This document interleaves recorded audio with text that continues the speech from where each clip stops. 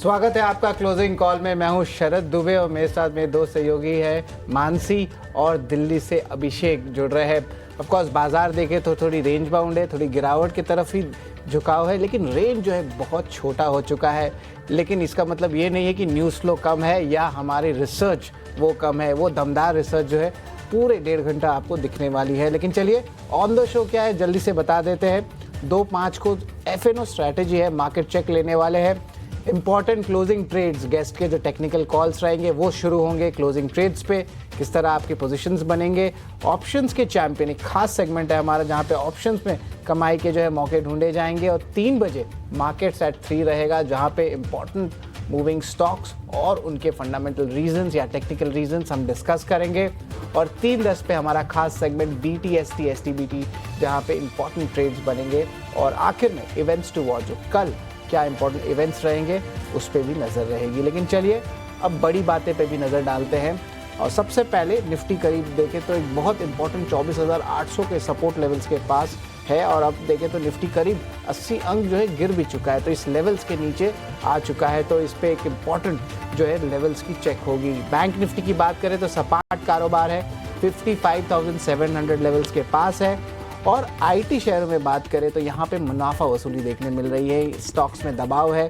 TCS लगभग 2% कमजोर है और IT पैक में जो है सेलिंग देखने मिल रही है। मिड कैप IT में भी जो ये प्रेशर आ रहा है।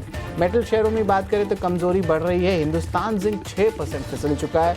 ऑफकोर्स यहाँ पे एक इम्पॉर्टेंट ब्लॉक्स भी हुई थी और इंटरेस्टिंगली देखा जाए तो यहाँ पे सेलिंग इंस्टीट्यूशनली आ रही है। तो अब्जॉर्प्शन क्या होता है, कौन बायर्स रहते हैं, इसके डिटेल्स हम डे एंड में लाएंगे। और आखिर में चुनिंदा ऑटो शेयरों में देखें तो एक खरीदारी देखने मिल रही है। मारुति लगभग 1.5% ऊपर है और फ्यूचर्स की भी पोजीशंस देखें तो लॉन्ग जो है बिल्डअप ज़्यादा ऑटो स्टॉक्स और थोड़े कंजम्पशन नेम्स में दिखने मिल रहा है।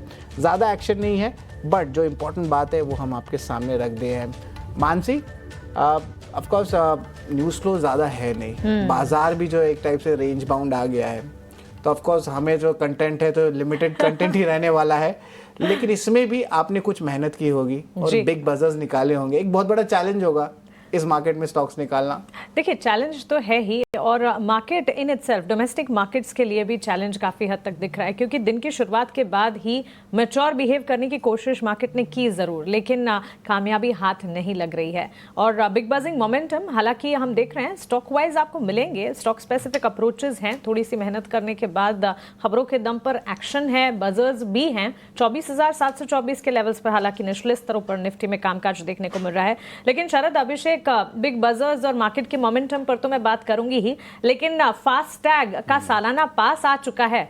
अब कह सकते हैं कि लॉन्ग ड्राइव जो है पॉसिबल है 15 अगस्त से प्राइवेट गाड़ियों के लिए। शरद जी बिल्कुल मानसी, जैसे आपने बोला मुझे एक चीज़ याद आई कि मैंने अपनी फास्टैग बैलेंस भरी है कि नहीं भरी है। बहुत दिन पहले मैंने ड्राइव की थी और ऑफकोर्स जो ड्राइव होती है मुंबई में सीलिंग में, वहाँ पे सबसे ज़्यादा फास्टैग का यूसेज भी होता है। तो पहले तो मैं चेक करना होगा कि मेरे फास्टैग बैलेंस ठीक से भरे है कि नहीं। एंड अभिषेक, आपके बहुत सारे टोल्स आते हैं नोएडा साइड में, तो यहाँ पे फास्टैग में ऑफ कोर्स देखा जाए तो एक टाइप से बेनिफिट आया है। आई थिंक कितना रहेगा, 3,000 रुपए में 1 साल या 200 यात्राओं की वैधता होगी। जी बिल्कुल, तो ये तो बहुत बढ़िया पैकेज है। अभिषेक, शरद देख, हाँ नोएडा से तो देखिए कई सारे एक्सप्रेसवेज हैं, मेरठ एक्सप्रेसवे है, यमुना एक्सप्रेसवे है। तो पहली बार तो लगा कि नहीं, खबर बड़ी पॉजिटिव है ये, मतलब सुन के बड़ा अच्छा लगा कि 3,000 का रिचार्ज करिए, सालाना पास ले लीजिए और साल भर या फिर 200 ट्रिप्स एंजॉय कीजिए। लेकिन जब आप उसको पढ़ेंगे तो शायद थोड़ी सी ना इसमें कंडीशंस लागू हैं शरद। ये जो एक्सप्रेसवे के या हाईवेज के जो 60 किलोमीटर के दायरे में जो लोग रहते हैं उनको शायद राहत देने की कोशिश की गई थी। थोड़ा सा और हम क्लैरिटी का इस पर इंतजार करेंगे कि एग्जैक्टली किनको बेनिफिट होगा। क्योंकि जैसे मैं अगर यहाँ से अपने घर जाता हूँ जहाँ मेरा होम टाउन है, तो एक तरह की एक साइड का ही मैं अगर टोल की बात करूँ करीब 2,000 रुपये लग जाते हैं। तो पहले तो लगा कि नहीं कितनी बढ़िया सरप्राइज है, ये तो बढ़िया ये चीज़ आई है सरकार की तरफ से, नितिन गडकरी जी की तरफ से। लेकिन वही है ना कि आपको ना जो पतले अक्षरों में जो लिखा रहता है ना नियम और शर्तें लागू, फिर वो पढ़ेंगे तो थोड़ा सा आपका जोश ठंडा हो जाएगा। बिल्कुल बिल्कुल अभिषेक, और 18 आवर्स स्वदेश की कोशिश यही रहती है, हर खबर सबसे पहले आप तक पहुंचाते तो हैं ही हम, लेकिन उसके मायने और बारीकी से उसे जांचने के बाद भी आपको बताते कि आखिरकार क्या खबर, क्या कुछ निकल कर आई है। तो फास्टैग पास का गिफ्ट तो मिला है, लेकिन कंडीशंस अप्लाइड है। चलिए आगे बढ़ेंगे और खबरों के दम पर बजिंग मोमेंटम कहां पर है उन स्टॉक्स की बात करते हैं। और ब्रोकरेजेस के रेडार पर जो स्टॉक्स आ रहे हैं उन पर बजिंग मोमेंटम काफी हद तक देखने को मिला है। और शुरुआत कुछ तमाम ब्रोकरेजेस से जुड़े स्टॉक्स के साथ ही करना चाहेंगे। ट्रेंट में एक ब्रोकरेज रिपोर्ट सिटी की आई, 7600 तक के टारगेट से एंटिसिपेट करके चल रहे 5708 के लेवल्स। आज रिपोर्ट आई, उसके ठीक बाद स्टॉक में मूव है। वैसे लगातार ट्रेंट एक ऐसा स्टॉक है जो कि अपमूव्स दिखाता है, लेकिन ये पॉजिटिव ब्रोकरेज रिपोर्ट से कन्विक्शन और ज्यादा बढ़ता दिखेगा। ठीक ट्रेंट की ही तरह एवेन्यू सुपरमार्ट, इंडसइंड बैंक जैसे स्टॉक्स भी फोकस में। इंडसइंड बैंक पर नोमुरा की रेटिंग है, ब्रोकरेज पॉजिटिव रिपोर्ट है, अपग्रेड किया है, इनफैक्ट लक्ष्य भी बढ़ा दिए गए हैं। तो इंडसइंड बैंक में हम देख रहे हैं 4.25% की तेजी के साथ कामकाज 700 से बढ़ाकर 1050 के टारगेट्स नोमुरा की ये रिपोर्ट एंटिसिपेट करके चल रही है। 842 के लेवल्स हैं टारगेट से, यहाँ से 1050 के मानकर चल रहे हैं। और आज में हम देख रहे हैं इंडसइंड बैंक में 4.25% की तेजी। इस पर विस्तार से आगे बात भी होगी और रिसर्च भी आपके सामने रखेंगे, लेकिन एवेन्यू मार्ट पर नजर रखें। बिजनेस एक्सपेंशन प्लान्स के चलते स्टॉक में मूव आज नजर आ रहा है। आगरा में 421वां स्टोर खुला है। कंपनी के स्टोर एक्सपेंशन प्लान्स में लगातार बढ़ोतरी और उसका असर है जो कि इस वक्त स्टॉक प्राइस में रिफ्लेक्ट होता हुआ एब्सोल्यूट न्यूज फ्लोज का इंपैक्ट है जो कि आज के सत्र में बाजार में देखने को मिल रहा है। चार्ट वाइज, इंडेक्स वाइज अगर आप तो मार्केट में वॉलेटिलिटी काफी हद तक है, लेकिन न्यूज के चलते, ब्रोकरेज रिपोर्ट्स के चलते एक्शन जो है इस वक्त बाजार में डेवलप होता हुआ जरूर नजर आएगा। अच्छा, ऑटो शेयरों की रफ्तार आज कायम है। ऑटो क्षेत्र में अच्छा खासा एक्शन देखने को मिला है। तमाम ऑटो एंसिलरी स्टॉक्स में एक्शन है, लेकिन महिंद्रा एंड महिंद्रा पर फोकस होना चाहिए। सीसीआई से एसएमएल इसूजू के अधिग्रहण की जो मंजूरी मिली, ये खबर बाजार खुलने से पहले हमने आपके सामने रखी थी। इस पर एक्सपर्ट से उनकी राय भी ली थी। स्टॉक में एक मूव आता हुआ और इसके अलावा भी ऑटो सेक्टर में आज कह सकते हैं ऑटो सेक्टर बाजार को संभालने का काम जरूर कर रहा है। मिड कैप में कई सारे शेयर्स हैं जहां पर एक्शन है। भले ही इंडेक्स वाइज हम मिड कैप में भी उथल पुथल देख रहे हैं, लेकिन स्टॉक वाइज अगर आप देखेंगे, छोटी बजौली बैंक्स की अगर बात करें वहां पर मजबूती है। ऑटोज में भी जो ऑटो एंसिलरी प्लेयर्स है वहां पर मजबूती है। बंधन बैंक, फेडरल बैंक के चार्ट्स पर भी नजर होनी चाहिए। करीब 1 से लेकर 3.5-4% के गेन्स इन स्टॉक्स में नजर आ रहे हैं। तो कुछ तमाम बैंकिंग प्लेयर्स हैं, ऑटो क्षेत्र की चाल है और साथ ही pharma, health care, diagnostic as defensive, यहाँ पर भी बटा हुआ कामकाज देखने को मिल रहा है। लेकिन स्टॉक्स हैं जहां पर हम देख रहे हैं विजिबिलिटी और अपसाइड मोमेंटम जो है बढ़ता हुआ नजर जरूर आ रहा है। लेकिन अब बात करते हैं इंडेक्स की अगर बात करें, ऑल इन ऑल आज दिन के दौरान हमने देखा मार्केट में डाउन ट्रेंड ज्यादा विजिबल, गिरावट और गहराती हुई और इस वक्त अगर आप देखें बिल्कुल सुस्त 24,774 के लेवल्स पर करीब 80 अंकों की बिकवाली। दिन के निचले स्तरों पर निफ्टी में कामकाज। बैंक निफ्टी अगर देखेंगे वहां पर भी मोमेंटम जो है गायब इस वक्त नजर आ रहा है। अभिषेक, वैसे तो ग्लोबल सेटअप जो है, कल सुबह जब ग्लोबल बाजार की बात हम कर रहे थे तब वॉलेटिलिटी ज्यादा थी, बावजूद इसके बाजार ने संभाला था अपने आप को। आज के सत्र में देखिए इनफैक्ट ग्लोबल फ्रंट पर कुछ टेकअवेज आए हैं इजराइल और ईरान को लेकर। अब डोनाल्ड ट्रंप के इंटरवेंशन की भी खबर है जिसके चलते काफी हद तक वॉलेटिलिटी वहां पर बनती हुई दिख रही है। लेकिन भारतीय बाजार की चाल आज तो हम देख रहे हैं काफी कमजोर। मानसी देखिए, बिल्कुल इजराइल और ईरान के बीच में जो युद्ध चल रहा है उसके थमने के कोई संकेत नहीं आए हैं। बात ये हो रही थी कि क्या डी एस्केलेशन होगा, दोनों देश क्या युद्ध विराम की तरफ बढ़ेंगे, लेकिन अब डोनाल्ड ट्रंप उसमें कूद गए हैं और सीधे सीधे उन्होंने कह दिया है कि नहीं, वो इजराइल के साथ हैं। ईरान को धमकी भी दी, खामेनेई को कहा कि नहीं, वो उनके लिए ईजी टारगेट हैं। तो ये तमाम चीज़ें हुई हैं। अब बाजार थोड़े सा ना इस चीज़ को लेकर चिंतित ज़रूर हैं। आप यूरोप देखेंगे तो थोड़ी सी आज ऊपरी थोड़ी सी तेजी पर शुरुआत हुई है। डाउ फ्यूचर भी आपको सपाट कारोबार करते हुए दिखेंगे, 30-40 अंकों की हल्की सी तेजी वहां पर है।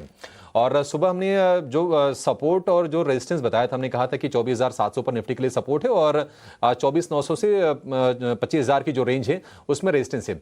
आप देखिए आज रेंज के दोनों साइड बाजार में फिर से मौके मिले और ये मौके मिलते रहेंगे। वॉलेटिलिटी बाजार में ऐसी रहेगी, बट ये है कि हाँ, रेंज डिफाइंड है। आज के अगर हम सत्र को देखेंगे तो 24,700 के आसपास, 24,750 के आसपास से थोड़ी सी रिवर्सल की हल्की सी कोशिश की है निफ्टी ने। तो जब तक ये युद्ध वाला माहौल बना रहता है, जब तक तनातनी बनी रहती है, जब तक ट्रंप के तीखे बयान और धमकी वाले बयान आते रहते हैं, बाजार का जो सेंटिमेंट होगा ना वो थोड़ा सा वीक ही रहने वाला है। और उन ट्रेडर्स को लिए अपॉर्चुनिटी है जो दोनों तरफ ट्रेड एंटिसिपेट करके ट्रेड लेना चाहते हैं। मोटा मोटी अगर हम देखेंगे तो 24,500 वहां पर अगर निफ्टी जाता है तो वहां से रिवर्सल तेज आता है। 24,500 के आसपास जब निकलने की कोशिश होती है उसके ऊपर, तो फिर वहां से प्रेशर आता है बाजार के लिए। तो ये निफ्टी बैंक की चाल रही है। और फिलहाल अगर आप देखेंगे तो अभी भी जो सपोर्ट है, इंट्राडे सपोर्ट है 24,700 पर है, और रेजिस्टेंस की बात करें तो 24,900 से 25,000 की रेंज में ही रेजिस्टेंस है निफ्टी के लिए। तो खतरों के जो खिलाड़ी हैं उनके लिए मौके हैं, उनके लिए इंडेक्स में ट्रेड करके पैसा बन जाएगा। लेकिन समझदारी इसी में है कि ओवरनाइट ट्रेड ना करें, रिस्क काफ़ी ज़्यादा है। अगर आप रिस्क लेना चाहते हैं, बहुत ज़्यादा जोखिम अगर आप झेल सकते हैं, तब तो ठीक है ओवरनाइट ट्रेड रखिए। अदरवाइज थोड़ी सी ना समझदारी इसी में है कि पोजीशन को लाइट रखें। यही हम कल भी कह रहे थे और यही हम आज भी कहेंगे, क्योंकि बाजार की सिचुएशन में कोई ऐसे चेंज हुए नहीं है। ऐसा नहीं कि ओवरनाइट फंडामेंटल बदल जाते हैं, सेंटिमेंट से बदलते हैं। तो सेंटिमेंट्स अभी जस की तस है, बल्कि थोड़ी सी हम देख रहे हैं कि चिंता वाली लकीरें उभर के सामने आ रही है। निफ्टी बैंक की अगर बात करें तो 56,000 एक कह सकते हैं कि क्रूशियल टफ रेजिस्टेंस है निफ्टी बैंक के लिए, और उसके आसपास जाके घूम रहा है। 55,500 के सपोर्ट की हम सुबह बातचीत कर रहे थे।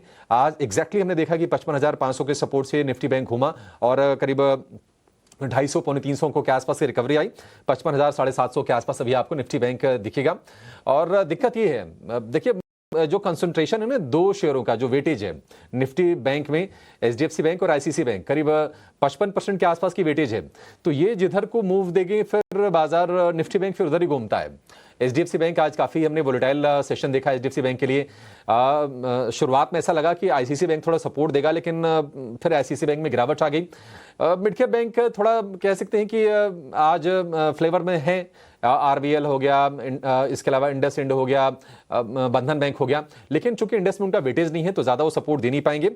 56,000 के ऊपर निकल जाने के बाद ही कोई बढ़िया ट्रेड निफ्टी बैंक में बनता हुआ दिखाई देगा। फिर हो सकता है कि आप 57,000 तक जाएं, लेकिन अभी एक नैरो रेंज है और इस रेंज में ही बाजार के रहने की उम्मीद है।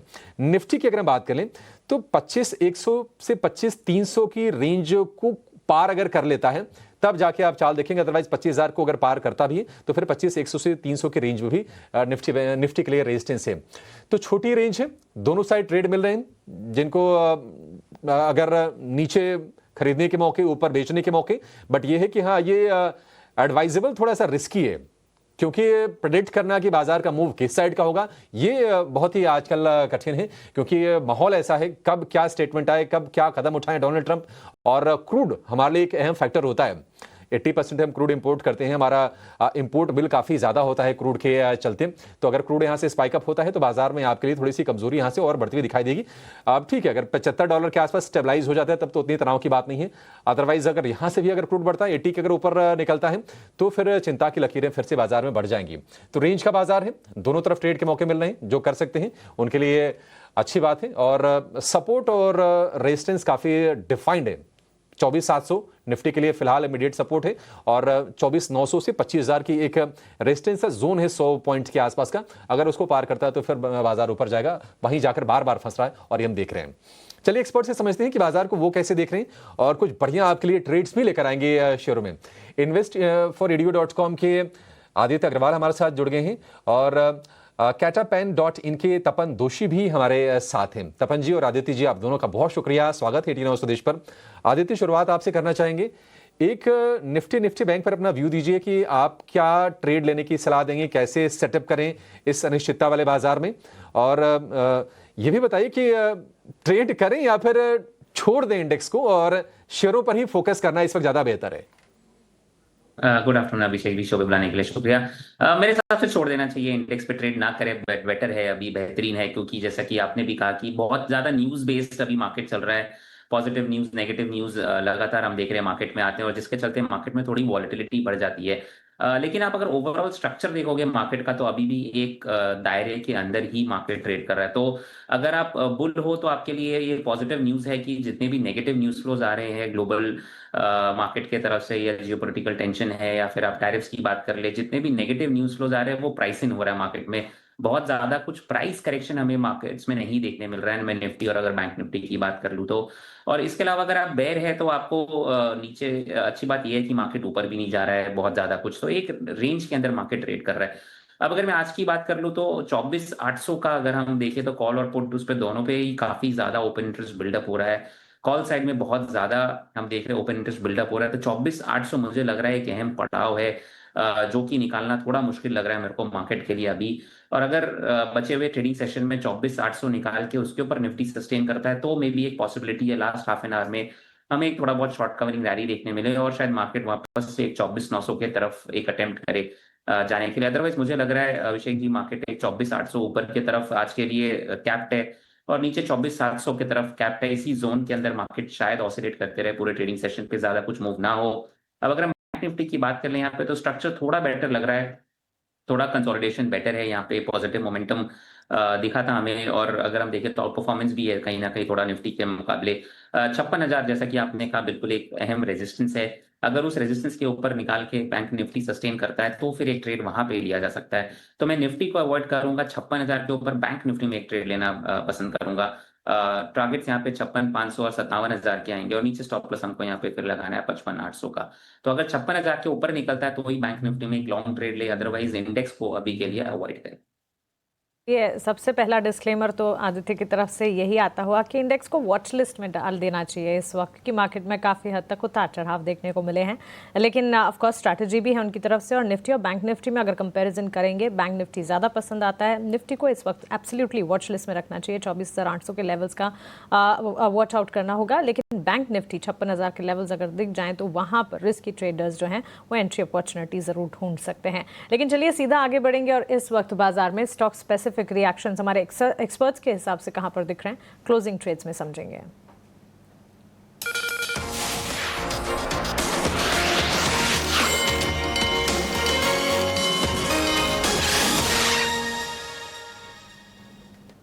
आदित्य, टेक्निकल कॉल्स की बात करें उससे पहले एकमात्र सेक्टर ऑटो सेक्टर है जो कि बाजार को संभाल रहा है, which is a positive. India VIX fear indicator 14 के लेवल्स के आसपास है, एटलीस्ट दैट्स अ पॉजिटिव या रिलीफ कह सकते हैं। लेकिन उसके अलावा मार्केट में काफी उतार चढ़ाव क्या है आपके रेडार पर, कौन से स्टॉक्स वॉच आउट कर रहे हैं आप?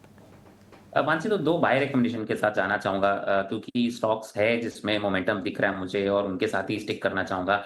पहला है डीमार्ट का स्टॉक, हम बात कर रहे हैं और स्टॉक डे हाई पे ट्रेड कर रहा है, बट बहुत ही बेहतरीन वॉल्यूम्स पे अच्छा अपमूव देखने मिल रहा है स्टॉक में और बहुत समय बाद ऐसा एक अपमूव हमें देखने मिला है। एक छोटे कंसोलिडेशन से ब्रेकआउट भी आया है यहाँ पे स्टॉक में, तो करंट लेवल्स पे खरीदारी की सलाह रहेगी। टारगेट्स यहाँ पे 4500 के आएंगे डीमार्ट में और नीचे स्टॉप लॉस हमको लगाना है 4100 का। थोड़ा ऊपर कर सकते हैं स्टॉप लॉस का 4150 पे ला सकते हैं क्योंकि स्टॉक में थोड़ी एक बढ़त हमने देखी है। तो 4150 के रिवाइज स्टॉप लॉस के साथ खरीदारी करें, 4500 का टारगेट। दूसरा मुझे यहाँ पे लग रहा है रियल एस्टेट स्टॉक्स में एक कहीं ना कहीं अच्छा बेस फॉर्मेशन हुआ है और इस बेस फॉर्मेशन के बाद एक अच्छा मूव आना चाहिए। तो गोदरेज प्रॉपर्टीज मेरे रडार पे है, 200 डीएमए उसका एक इमीडिएट हर्डल के जैसे यहाँ पे एक आ रहा है। बट मुझे लग रहा है आने वाले दिनों में शायद या तो आज के ट्रेडिंग सेशन पे या नेक्स्ट 1 से 2 ट्रेडिंग सेशन में इसमें निकाल के इसके ऊपर ट्रेड करना चाहिए। तो गोदरेज प्रॉपर्टीज पे करंट लेवल्स पे खरीदारी की सलाह रहेगी। टारगेट यहाँ पे 2650 और स्टॉप लॉस 2380। रियलिटी स्पेस में जो है ऑफ कोर्स गोदरेज प्रॉपर्टीज़ भी पिक है आदित्य की। लेकिन तपन जी के साथ जुड़ते हैं। गुड आफ्टरनून तपन। बाजार तो लग रहा है कि पूरी गिरावट आ रही है, एक रेंज बाउंड में भी फीलिंग दे रही है, 3-4 फीलिंग्स आ रहे हैं, लेकिन सेक्टर स्पेसिफिक मानसी ने ऑलरेडी ऑटो सेगमेंट में बात कर ली। कुछ फंडामेंटली कुछ ऑटो के अच्छे कुछ ट्रिगर आ रहे हैं क्या? बिकॉज ऑफकोर्स लगता है कि जो 2 व्हीलर स्टॉक्स है उनको एक बार करिएगा और थोड़े से फार्म इक्विपमेंट वाले स्टॉक्स है, इनमें भी एक अच्छी मोमेंटम आई है और देखिए दिन में अभी भी हरे निशान में ही है। तपन जी कुछ फंडामेंटल ट्रिगर आ रहे हैं क्या? जी शरद जी, सही ओवरऑल अगर आप देखो तो 2 व्हीलर्स के लिए जो सबसे बड़ी बात है कि रेयर मेटल पे कुछ प्रोग्रेस हुआ है तो वो एक बड़ी खबर है, क्योंकि उसी के वजह से ना काफी स्टॉक्स वीक थे, क्योंकि ईवी के लिए रेयर मेटल मटेरियल चाहिए वो चाइना से, तो वो वहां अगर प्रोग्रेस हो रहा है तो वो एक पॉजिटिव है। क्योंकि अगर 1-2 क्वार्टर में अगर ये नहीं आता है तो शायद 2-3 महीने में, जैसे बजाज ऑटो के मैनेजमेंट ने बोला था कि प्रॉब्लम आ सकती है, इवन ईवी का प्रोडक्शन भी हॉल्ट हो सकता है, तो उसके वजह से एक तरह से पॉजिटिव है। और ओवरऑल भी अगर रेयर रूरल एरिया की बात करें तो क्योंकि इंटरेस्ट रेट कट हुआ है प्लस मॉनसून अच्छा है, तो वहां भी एक तरह से डिमांड बढ़ रही है स्लोली एंड ग्रेजुअली। तो वो अगर हमें दिखेगा, अगर आप लास्ट मई का डेटा भी देखें तो सबसे ज्यादा टू व्हीलर में ग्रोथ आई थी, और उसके वजह से यहाँ सभी hero Honda, Bajaj auto, TVS motor में एक तरह से हमें देख सकते हैं कि आगे जाके थोड़ी बाइंग आ सकती है। तो टू व्हीलर्स के लिए स्पेशली, बाकी सब हम लोग कमर्शियल व्हीकल ले या पैसेंजर, टू व्हीलर्स के लिए पॉजिटिव है, एंड प्लस ट्रैक्टर्स के लिए भी पॉजिटिव है क्योंकि मानसून अच्छा है, तो वहां भी एक अच्छा खासा कह सकते हैं कि पॉजिटिव सिग्नल है। तो अगर ये रेयर मटेरियल का अगर प्रॉब्लम सॉल्व होता है तो मेरे हिसाब से यहाँ से टू व्हीलर अच्छा करे, वहां मेरी राय रहेगी टीवीएस मोटर आप देख सकते हो लॉन्ग टर्म के लिए। टीवीएस मोटर ज़रूर देखिए लॉन्ग टर्म के लिए। लेकिन एक चीज़ मैं बता दूं कि आपको ईवी स्पेस में ऑफ कोर्स टू व्हीलर, तपन जी ने बहुत सही कहा है कि रेयर अर्थ का जो है क्या इम्पैक्ट आ सकता है। अगर बातचीत अच्छे चले तो अच्छी पॉजिटिव मोमेंटम आ सकती है। लेकिन मैं बता दूं पैसेंजर व्हीकल्स लार्जली अभी भी इंडिया में 70 to 80% आइस सेगमेंट में ही है। आइस कंबशन जो इंटरनल कंबशन सेगमेंट होता है उसे कहा जाता है। लेकिन एक इंटरेस्टिंग स्टॉक है जो बहुत अच्छा ब्रेकआउट दिया, और ये ब्रेकआउट जो है ऑलमोस्ट आप कह सकते हैं कि 4 मंथ या 5 मंथ ब्रेकआउट आया है, वो एस्ट्रल। आदित्य जी एक बार एस्ट्रल का चार्ट देखिए, एकदम जो आप कहेंगे कि 1580 लेवल्स पे करंटली है, वेल पॉइज्ड है कि ये पिछले 4 से 5 सेशन में अच्छी बाइंग देखने मिली है। यहाँ पे आपको क्या लगता है, क्या इंपॉर्टेंट टेक्निकल लेवल्स आ सकते हैं, और क्या लगता है कि स्टॉक में एक अच्छी रैली आ सकती है यहाँ से? बिल्कुल एक अच्छा वॉल्यूम सेटअप हो रहा है। सबसे अच्छी बात यह है कि लोअर लेवल्स पे हमने बहुत अच्छा वॉल्यूम देखा है यहाँ पे। तो कहीं ना कहीं बाइंग इमर्ज जरूर हुआ है स्टॉक में लोअर लेवल्स पर। यहाँ से एक ब्रेकआउट आने का एक वेट है। अगेन 200 डीएमए के आसपास ये ट्रेड कर रहा है स्टॉक। 200 डीएमए का अप्रोक्सीमेटली 1590 1595 के आसपास रहता है। अगर उसके ऊपर सस्टेन कर जाता है स्टॉक तो इसमें एक फ्रेश अप मूव डेफिनेटली देखने मिलेगा, और ऊपर के लेवल्स पे ये 1700 तक के लेवल्स को टेस्ट कर सकता है। तो इसमें करंट लेवल्स पे थोड़ी खरीदारी करे, और अगर ये 1595 के ऊपर निकाल देता है स्टॉक तो फिर इसमें और अग्रेसिव बाइंग कर सकते हैं। 1700 का यहाँ पे टारगेट लगा है, और नीचे यहाँ पे 1550 का एक स्टॉप लॉस लगा है, और बहुत ही बेहतरीन एक अच्छा आपको इसमें देखने मिलेगा एस्ट्रल में।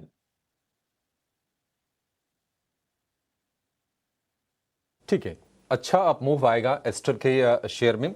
तेजी हमने देखी भी है। तपन जी आज बैंकिंग शेयर में हम देख रहे हैं कि मिड कैप साइज के जो बैंक से अच्छा एक्शन है।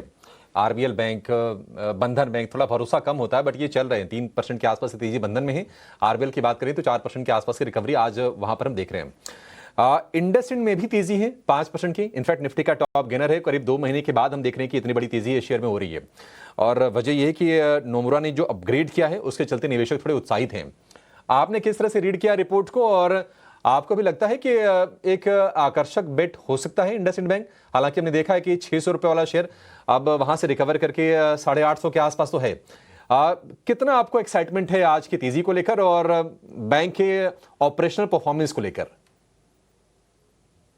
की बात कहूँ ना अभिषेक, ऑनेस्टली थोड़ा कम कॉन्फिडेंस है मुझे, क्योंकि जिस तरह से मैनेजमेंट ने पास में टैकल किया, अभी बात करते हैं कि हाँ भाई सीईओ चला गए, एएफओ चले गए, लेकिन at the end of the day क्या होता है कि वो प्रॉब्लम आ जाती है और कॉन्फिडेंस हिल जाता है कोई भी बैंक से अगर इस तरह से होते, क्योंकि जो भी ट्रेजरी लॉस उन्होंने जो किया था ना हाइट, वो बड़ा था। एंड अगर वहां अभी जो आज की रिपोर्ट है कि भाई आरओए 1% पे आ जाएगा, लेकिन क्या होता है कि ये हमने पास में भी देखा है, जब भी बैंक की ऐसी हालत होती ना तो it takes time to recover. Plus जैसे आपने बोला 600 से 850 ऑलरेडी आ चुका है, तो अच्छा खासा मूवमेंट ऑलरेडी कैसे कि 30% से ज्यादा आ चुका है। और मेरे हिसाब से ना बहुत अच्छी बैंक्स अवेलेबल है प्राइवेट बैंक्स में, जो आप मिड साइज बैंक भी आप देख सकते हो, जहां आपको कॉन्फिडेंस है, मैनेजमेंट अच्छा है, तो क्यों जाना है यहाँ? क्योंकि 850 भी यहाँ से ऊपर जाना है तो उनको बहुत कुछ प्रूव करना पड़ेगा खुद को कि हाँ सब कुछ ठीक चल रहा है, सब कुछ अकाउंटिंग भी ठीक है, सब कुछ ठीक हो रहा है। सो मेरा तो कॉन्फिडेंस हिल गया इंडसइंड बैंक से। मेरे लिए काफी बाकी बैंक्स अवेलेबल है प्राइवेट बैंक जहां मैं जाऊंगा, लेकिन इंडसइंड बैंक को अवॉइड करूंगा।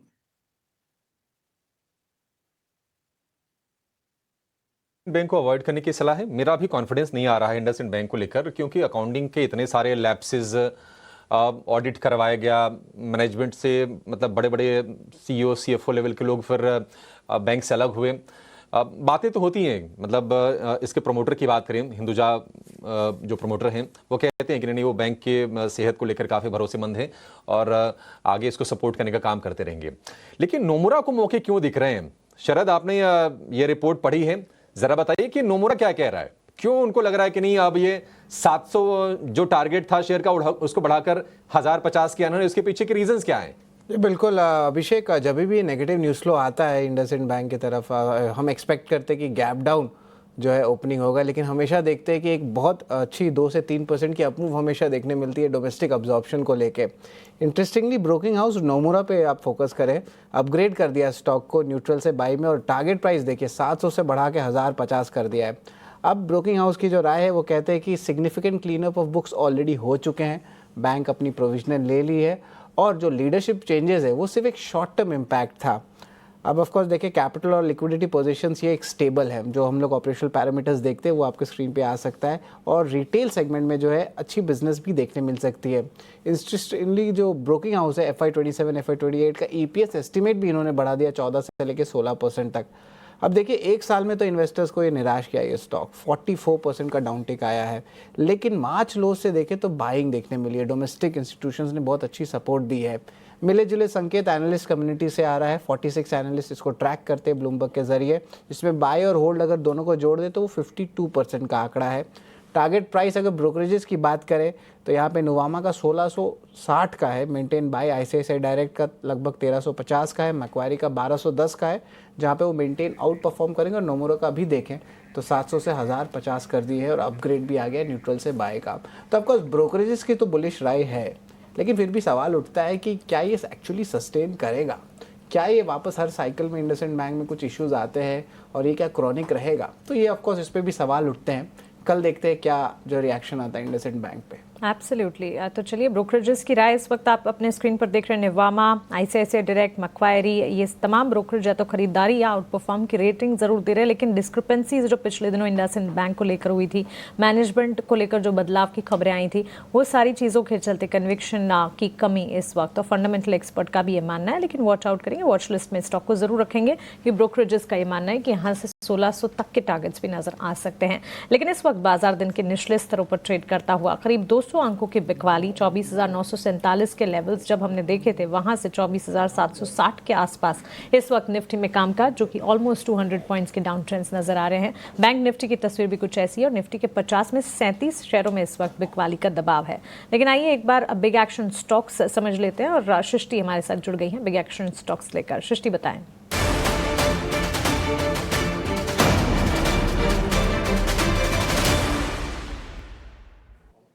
तो बिग एक्शन स्टॉक की शुरुआत करते हैं हिंदुस्तान जिंक से, क्योंकि देखिए कई सारी खबरें तो इसको लेकर जुड़ी हुई हैं, जहां पर कंपनी ने 12,000 करोड़ का अपना केपेक्स अनाउंसमेंट किया है, दुगनी करेंगे वो अपनी क्षमता। साथ ही चांदी के प्राइसेस ऑल टाइम हाई पे हैं, पर इसके बावजूद भी आज हिंदुस्तान जिंक आप स्टॉक देखेंगे तो वहां पर 5 से 6% की गिरावट है। वजह यह है कि वेदांता ने अपने यहाँ पर हिस्सेदारी बेची है, 1.8% इक्विटी जो उन्होंने बेची है, वो मौजूदा भाव जो अभी आप देखेंगे स्टॉक प्राइस उसी के आसपास 452.5 पे बेचते हुए नजर आए हैं। तो इस बड़ी ब्लॉक डील के चलते प्रेशर बरकरार है, और सुबह से ही ये काउंटर गिरावट का शिकार है। दूसरा जो स्टॉक फोकस में है वो है स्टरलाइट टेक, क्योंकि कई दिनों से हम भी आपको बता रहे थे कि क्या पीछे की वजह है कि स्टरलाइट टेक में ऐसी तूफानी तेजी है। 5 दिन में आप देखिए 50% की चाल दिखा दिया है ये स्टॉक, बट आज मुनाफा वसूली इसमें जरूर दिख रही है, स्टॉक में 6% की गिरावट। तीसरे काउंटर की बात करें तो यहाँ पर इंडसइंड बैंक, जैसा कुछ समय पहले शरद भी हमें हाईलाइट कर रहे थे कि नोमुरा के एक अच्छे अपग्रेड के बाद आज स्टॉक में उछाल है, लगभग 4% की तेजी इंडसइंड बैंक पे, 840 के लेवल्स ये काउंटर दिखा रहा है। अब नजर डालते हैं M&M पे। हालांकि ऑटो पैक पूरी तरीके से बस कर रहा है, कुछ रिपोर्ट्स ये भी आ रही हैं कि जो रेयर अर्थ से जुड़ा पूरा मुद्दा है उसमें कुछ डेवलपमेंट्स होंगे आने वाले टाइम पे। पर M&M के लिए एक पॉजिटिव खबर ये है कि SML इसूजू के अधिग्रहण के लिए इनको CCI से मंजूरी मिलती हुई नजर आई है। हालांकि ऑफिशियल मंजूरी है, और हम देख भी रहे हैं कि कुछ समय से ये दोनों ही कंपनीज का कारोबार, और SML इसूजू खास तौर से जो एग्री सेगमेंट को केटर करता है काफी अच्छा परफॉर्म कर रहा है। और आखिरी में CCI की मंजूरी डिलीवरी को भी मिलती हुई नजर आई है, क्योंकि जो 1400 करोड़ में उन्होंने ई-कॉम एक्सप्रेस का अधिग्रहण किया था वहां पर उनको मंजूरी मिली है, और इसके चलते स्टॉक फोकस में भी है 2% के उछाल के साथ। तो ये तमाम काउंटर्स और सेक्टर्स हैं जहां पर आज एक बड़ा एक्शन हम देख रहे हैं।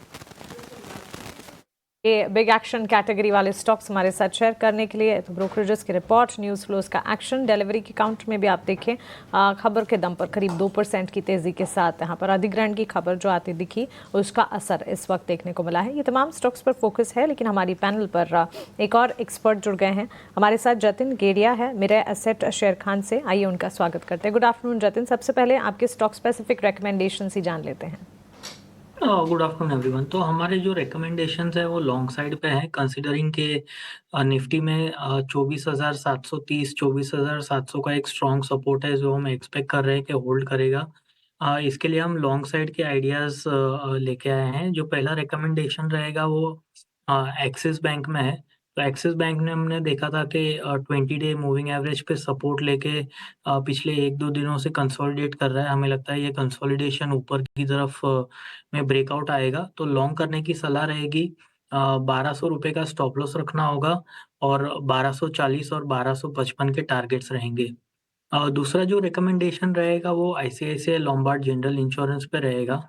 तो लास्ट वीक हमने देखा था कि फ्राइडे के ट्रेडिंग सेशन में, यानी कि 13 जून के ट्रेडिंग सेशन में एक बहुत ही स्ट्रॉन्ग कैंडल फॉर्म किया था 40 डे एवरेज पे सपोर्ट लेके।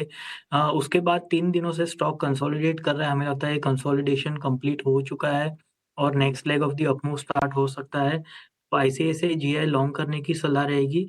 1904 का स्टॉप लॉस रखना होगा और ऊपर में 1975 के टारगेट्स एक्सपेक्टेड हैं। जी बिल्कुल, इम्पोर्टेंट कॉल्स जतिन के आ रहे हैं, लेकिन चलिए हमारे प्रोग्रामिंग में एक मध्यांतर लेते हैं, जल्द लौटेंगे।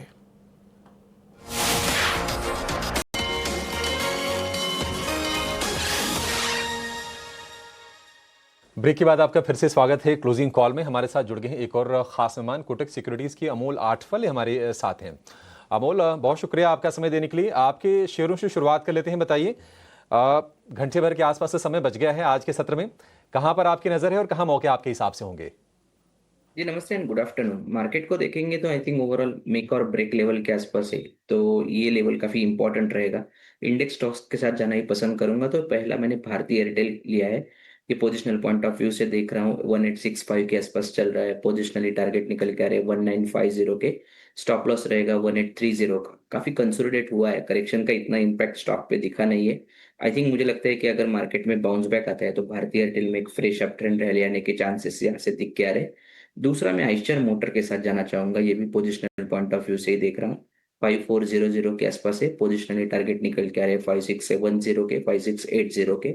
स्टॉप लॉस रहेगा उसका 5290 का। अगर देखें कि करेक्शन के बाद स्टॉक में एक वीकली फॉर्मेशन भी देखते हैं तो एक रिवर्सल फॉर्मेशन हुआ है।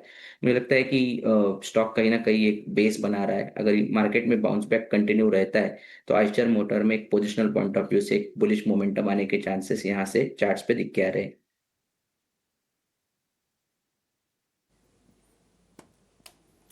ठीक है, आयशर पर बुलिश हैं और अच्छी तेजी आज आयशर के शेयर में हम देख रहे हैं। 1% के आसपास की मजबूती है और 5670, 5680 ये दो टारगेट, 5290 रुपये के स्टॉप लॉस के साथ आपको इस शेयर को खरीदना है। ठीक है, वैसे भी आज टू व्हीलर अगर आप देखेंगे तो अगर सेक्टोरल इंडाइसेस में तुलना करेंगे तो शायद सबसे आगे आपको टू व्हीलर ही दिखाई देंगे। आयशर निफ्टी का तीसरा सबसे ज़्यादा चढ़ने वाला शेयर है और आयशर के साथ साथ मारुति सुजुकी, M&M में भी आज के सत्र में आपको तेज़ी देखने को मिलेगी। एक और शेयर जिसके बारे में व्यू चाहिए तपन जी, वो है पेटीएम का। पेटीएम हमने देखी थी कि जब ये खबर आई कि जो खंडन किया गया था सरकार की तरफ से कि हम MDR चार्ज लगाने की जो खबर है वो पूरी तरह से निराधार है, उसका कोई मतलब नहीं है, तो पेटीएम में थोड़ी सी प्रॉफिट टेकिंग आई थी, क्योंकि अगर MDR अगर लग जाता तो फिर रेवेन्यू के थोड़े से स्रोत बढ़ जाते हैं पेटीएम के लिए। अब वो हो नहीं रहा है, बट आज रिकवरी अच्छी है। 900 रुपये के तरफ फिर से शेयर बढ़ चला है। आपका व्यू क्या है पेटीएम को लेकर? क्या अपॉर्चुनिटी इसमें बन सकती है निवेशकों के लिए? तो पीछे 1.5 साल में ना बहुत ही अच्छी रिकवरी की और काफी पॉजिटिव भी आए। जिस तरह से उन्होंने अपना ऑपरेशन पूरा चेंज किया, जिस तरह से उन्होंने एक के बाद एक ना उनको कह सकते हैं लाइसेंस का भी अप्रूवल मिल गया, तो पॉजिटिव तो काफी आगे पेटीएम में कुछ है। लेकिन अभी इस लेवल पे काफी टाइम से वो अटका हुआ है। पेटीएम लेकिन अगर आप देखो तो पिछला अगर आप 1.5 साल पहले के पेटीएम को देखो और एक अभी का देखो तो उसमें बहुत बड़ा चेंज है। काफी राइट चॉइसेस हो रहे हैं और वॉरेन बफेट जी ने तो बहुत नीचे निकले थे, I think if I remember 600 के आसपास, लेकिन उसके बाद आई थिंक नो काफी हद तक नो काफी राइट स्टेप्स लिए और ये ऑफ कोर्स ये एक छोटा सेटबैक है, लेकिन यूपीआई आगे जाके काफी बढ़ने वाला है और उनका जो भी अप्रूवल अभी लोन और वहां भी मिल रहा है तो धीरे धीरे वो अपना ऑपरेशन भी बढ़ा रहे हैं और धीरे धीरे आप देखोगे लैंडिंग में भी आगे जा रहे हैं धीरे स्लोली एंड ग्रेजुअली और अभी भी स्ट्रांग है। अगर आप देखो तो एटलीस्ट मैं यहाँ मेरे रीजन में तो देख रहा हूँ पेटीएम काफी स्ट्रांग है, तो मेरे हिसाब से ये कॉन्सिडर हो, लेकिन यहाँ से अगर नीचे आता ये थोड़ा रिस्की स्टॉक है, बट आई एम पहले से अगर आप बात करो तो मैं काफी पॉजिटिव हूँ पेटीएम में आगे यहाँ से भी जाने के लिए, क्योंकि अगर यूपीआई में ये एक ही लिस्टेड है, फोन पे है नहीं, लेकिन I think Paytm is doing right things now onwards. ठीक है, पेटीएम को लेकर ये व्यू हो गया। चलिए 2:40 हो रहे हैं और 50 मिनट का सत्र आज का शीर्ष है। अगर आप एफएनओ में ट्रेड करते हैं, अगर आप ऑप्शंस वगैरह में भी मौके खोजते हैं, तो जरा ये समझ लेते हैं कि पोजीशनिंग आज किस तरह से बनी है, कौन से एक्टिव पुट है, कौन सी एक्टिव कॉल है, ओपन इंटरेस्ट का सिनेरियो क्या बिल्ड हो रहा है बाजार में, और ये तमाम डेटा लेकर हमारे सहयोगी पुलकित हमारे साथ जुड़ गए हैं। पुलकित, बताइए क्या हो रहा है वायदा में आज? डेटा किस तरह से बन रहा है उसके बाद समझ लेंगे कि कहाँ पे कैसी राइटिंग और कैसी बाइंग देखी जा रही है। तो इंडिया विक्स की बात की जाए तो वो करीब 14.2 पर चल रहा है, कंफर्टेबल जोन में है। वहीं निफ्टी के पीसीआर की बात करें तो ये 0.65 है, जो कि सुबह 0.84 था, तो मतलब अभी कम हो गया है। अभी हम मोस्ट एक्टिव कॉल की बात कर लेते हैं तो वो करीब 24,900 पर है, जहां पर कॉल राइटिंग देखी जा रही है। वहीं अगर मोस्ट एक्टिव पुट की बात करें तो वो 24,800 पर है, जहां पे पुट राइटिंग देखी जा रही है। हाईएस्ट कॉल ओपन इंटरेस्ट की बात की जाए तो वो 25,000 के ऊपर है, और हाईएस्ट पुट ओपन इंटरेस्ट की बात की जाए तो वो 24,800 और 24,000 दोनों के ऊपर है। उन दोनों में काफी कम डिफरेंस है, तो आप दोनों मान के चलिए कि दोनों में ऑलमोस्ट सेम ही है। फिर अगर हम बैंक निफ्टी की बात कर लेते हैं तो पीसीआर करीब 0.73 है, जो कि सुबह 0.74 था, मतलब ऑलमोस्ट सेम ही है वो। और हाईएस्ट कॉल और पुट दोनों तरफ ओपन इंटरेस्ट 56,000 के ऊपर ही है। अगर हम सिक्योरिटीज इन बैन की बात कर लें कि कौन कौन सी सिक्योरिटीज अभी बैन में है, तो वही टीटागढ़, हुडको, Manappuram, RBL bank, ABFRL, Birlasoft, Chambal fertiliser, CDSL और एरेडा। लेकिन इनमें से कुछ पॉसिबल एग्जिट्स हैं, तो वो हैं सीडीएसएल, चंबल, एरेडा, बिरला सॉफ्ट और मन्नपुरम। ये पॉसिबल एग्जिट हो सकते हैं अगर इनकी मार्केट वाइड पोजीशन लिमिट 80% के नीचे आ गई। बट ये है कि एरेडा तो लगभग आज आ ही जाएगा बाहर, क्योंकि उसकी मार्केट वाइड पोजीशन लिमिट करीब 79% के आसपास आ चुकी है। एक एंट्री भी होने वाली है, वो है बायोकॉन, क्योंकि जिसकी मार्केट वाइड पोजीशन लिमिट लगभग 110% पे जा चुकी है, तो ये एंट्री भी हो सकती है। वहीं अगर हम निफ्टी के चार्ट को एक बार अगर देख लें तो वही कंसोलिडेशन वाला रेंज जो पिछले 4-5 दिनों से चला आ रहा है कि पहले 20 दिन के एक भारी कंसोलिडेशन के बाद एक छोटा सा 25,000 के ऊपर एक ब्रेकआउट दिया, फिर वापस वहां से उसी रेंज में 24,400 से लेके 25,050 तक की रेंज में आके वापस फंस गया और आज भी उसी के बीच में ट्रेड कर रहा है। तो जी ये था अभिषेक जी पूरा का पूरा एफ&ओ के ऊपर विश्लेषण और कहाँ पे क्या पोजीशंस बन रही हैं। बिल्कुल, डेरिवेटिव फ्रंट पर क्लोजिंग लेवल्स से ठीक पहले पुलकित काफ़ी उम्दा तरीके से आपने सब समझाया। 24,800 ये max to max pain point है और इनफैक्ट इसी का जिक्र अभी पुलकित भी कर रहे थे। इस वक्त अगर आप देखेंगे मैक्सिमम हाईएस्ट अगर देखें क्लियरली यहाँ पर देखने को मिल रहे 24,800 के लेवल्स देखने के बाद बाजार जो है वापस घूमता हुआ, और इन्हीं स्तरों पर अगर आप देखेंगे मार्केट में काफ़ी हद तक फ्रिक्शन जो है वो डेवलप होता हुआ। मैक्स मोस्ट एक्टिव पुट की अगर बात करें 24,800 पर जहां पुट राइटिंग हो रही है, एक्टिव कॉल 24,900 जहां कॉल राइटिंग होती हुई नजर आ रही है, लेकिन 24,900 के लेवल से काफ़ी दूर आज के सत्र में नजर ज़रूर आते हैं और बिकवाली जो है वो लगातार गहराती हुई 24,800 के लेवल्स को भी अगर इंटैक्ट रख पाएं तो बड़ी बात होगी आज के सत्र के लिए। हालांकि फेयर इंडिकेटर इंडिया विक्स जो है एटलीस्ट 14 के लेवल्स पर इंटैक्ट नजर आ रहा है। लेकिन आज सुबह एक्सचेंजेस पर जो एफ&ओ एक्सपायरी को लेकर नए डेवलपमेंट्स आते हुए दिखे सेबी की तरफ से, बीएसई में हमने देखा था शुरुआती झटके लगे और उसके बाद स्टॉक में स्मार्ट रिकवरी इस वक्त देखने को मिली है। दरअसल एनएसई को मंगलवार और बीएसई को गुरुवार के एक्सपायरी की खबर आती हुई और सेबी की तरफ से अप्रूवल्स आते हुए दिखे और उसके ठीक बाद स्टॉक में मूव बीएसई के देखने को मिला था। दिन के निचले स्तर पर स्टॉक का ट्रेड करता और वहां से अब है 5% रिकवर करता हुआ अभी स्टॉक नजर आएगा। बीएसई लिमिटेड, तपन आपसे एक टेक जानना चाहेंगे। ऑफकोर्स आज सुबह भी इस पर बातचीत हुई थी और हम ये कह भी रहे थे कि एक फ्रिक्शन जरूर इस खबर के चलते, लेकिन ये विजिबल जो फ्रिक्शन है वो कम भी होता हुआ नजर आएगा और आज के आज ही कह सकते हैं फैक्टरिंग हो चुकी है खबर। मानसी जी, अगर आप देखो बीएसई का जिस तरह से एफएनओ में टर्नओवर है तो वो इतना भी ऑप्शंस में और वो ऑफ कोर्स बहुत गए थे, लेकिन लॉन्ग टर्म फ्यूचर्स में इतना नहीं था। तो अगर ये अभी जो थर्सडे की बात आ रही है कि उनको थर्सडे मिला है तो वहां उनको एक अच्छा खासा बेनिफिट हो सकता है। और ये सब अनुमान है कि भाई यहाँ एनएसई इज विनर और बीएसई इज विनर, वो तो टाइम ही बताएगा कि आगे जाके क्या होगा। लेकिन मुझे यहाँ लग रहा है कि वहां लॉन्ग टर्म फ्यूचर्स में अगर इन लोगों को बेनिफिट मिलेगा, क्योंकि थर्सडे एक हमेशा रहा है एक दिन एक्सपायरी का, साइकोलॉजिकली भी तो थोड़ा फायदा हो सकता है। स्टिल बीएसई को काफी आगे जाना है एफएनओ सेगमेंट में। तो आप आज रेट में भी देख रहे हो कि इतना फॉल नहीं है और मुझे भी यहाँ ऐसा ही लग रहा है कि ये टाइम ही बताएगा और मुझे इतना डिफरेंस नहीं आगे जाके होगा, क्योंकि मार्केट और बड़ा एक्सपांड हो रहा है। आगे जाके रिटेल इन्वेस्टर और होने वाले और डेरिवेटिव सेगमेंट बहुत बढ़ने वाला है। तो दोनों एनएसई और बीएसई को फायदा होगा और जिसको खेलना है वो ट्यूसडे भी खेलेगा, वो थर्सडे भी खेलेगा। तो मुझे इतना नहीं लगेगा इतना बड़ा चेंज होगा। हाँ, शॉर्ट टर्म के लिए हम कह सकते थोड़ा टर्नओवर यहाँ वहां होगा, लेकिन लॉन्ग टर्म में I think both will be winner over the time. जी, और इसी के चलते यहाँ पर जो इम्पैक्ट दिख रहा था वो इम्पैक्ट भी अगर आप देखें फ्रिजल आउट होता हुआ ही बीएसई लिमिटेड पे, भले ही लाल निशान के साथ, लेकिन खबर के बाद एक बड़ा डेंट था और वहां से संभलता हुआ 2639 के लेवल्स पर। और हाँ, मार्केट पार्टिसिपेंट्स जिन्हें ट्रेड करना है वो तो दोनों एक्सपायरी का इस्तेमाल करेंगे, तो ये तो है ही, लेकिन वॉच आउट ज़रूर करना होगा इस खबर का असर। हालांकि 1 सितंबर से ये बदलाव जो है लागू होते हुए दिखेंगे और उसके बाद हम देखेंगे इम्पैक्ट किस तरह का आता हुआ दिखता है। लेकिन चलिए एक और स्पेस है आईटी सेक्टर में। आदित्य, आपसे एक टेक जानना चाहेंगे। देखिए, लगातार 3 से 4 ट्रेडिंग सेशन की मजबूती दिखाने के बाद आज मुनाफा वसूली आईटी स्टॉक्स में देखने को मिली है। हालांकि अट्रैक्टिव नजर आते हैं मिड कैप आईटी प्लेयर्स भी और लार्जर आईटी प्लेयर्स भी। इनफैक्ट काफ़ी वॉलेटाइल मार्केट्स में भी आईटी सेक्टर ने, कल ही की बात है, बाजार को संभालने का काम किया था। आज बिकवाली का दबाव ज़रूर है, लेकिन गिरावट में कहीं एंट्री अपॉर्चुनिटी आपके हिसाब से? इनफैक्ट मुझे लग रहा है कि आईटी स्पेस में जो आज थोड़ी बहुत प्रॉफिट टेकिंग देखने मिल रही है वो एक अपॉर्चुनिटी जैसे इसको यूज करे।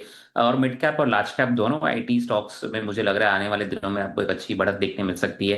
तो हम पहले लार्ज कैप आईटी स्टॉक्स की बात कर लेते हैं। इन्फोसिस मेरे रडार पे है, मुझे लग रहा है करंट लेवल्स पे इस पर बिल्कुल खरीदारी करनी चाहिए। एक अच्छा बेस फॉर्मेशन हो गया यहाँ पे इन्फोसिस में, यहाँ से एक अच्छा अपमूव हमें देखने मिल सकता है। तो करंट लेवल्स पे अगर खरीदारी करते हैं, आपको यहाँ पे 1600 का एक स्टॉप लॉस लगाना है और ऊपर की तरफ आपको 1700 से लेकर 1750 के टारगेट्स आपको देखने मिल सकते हैं।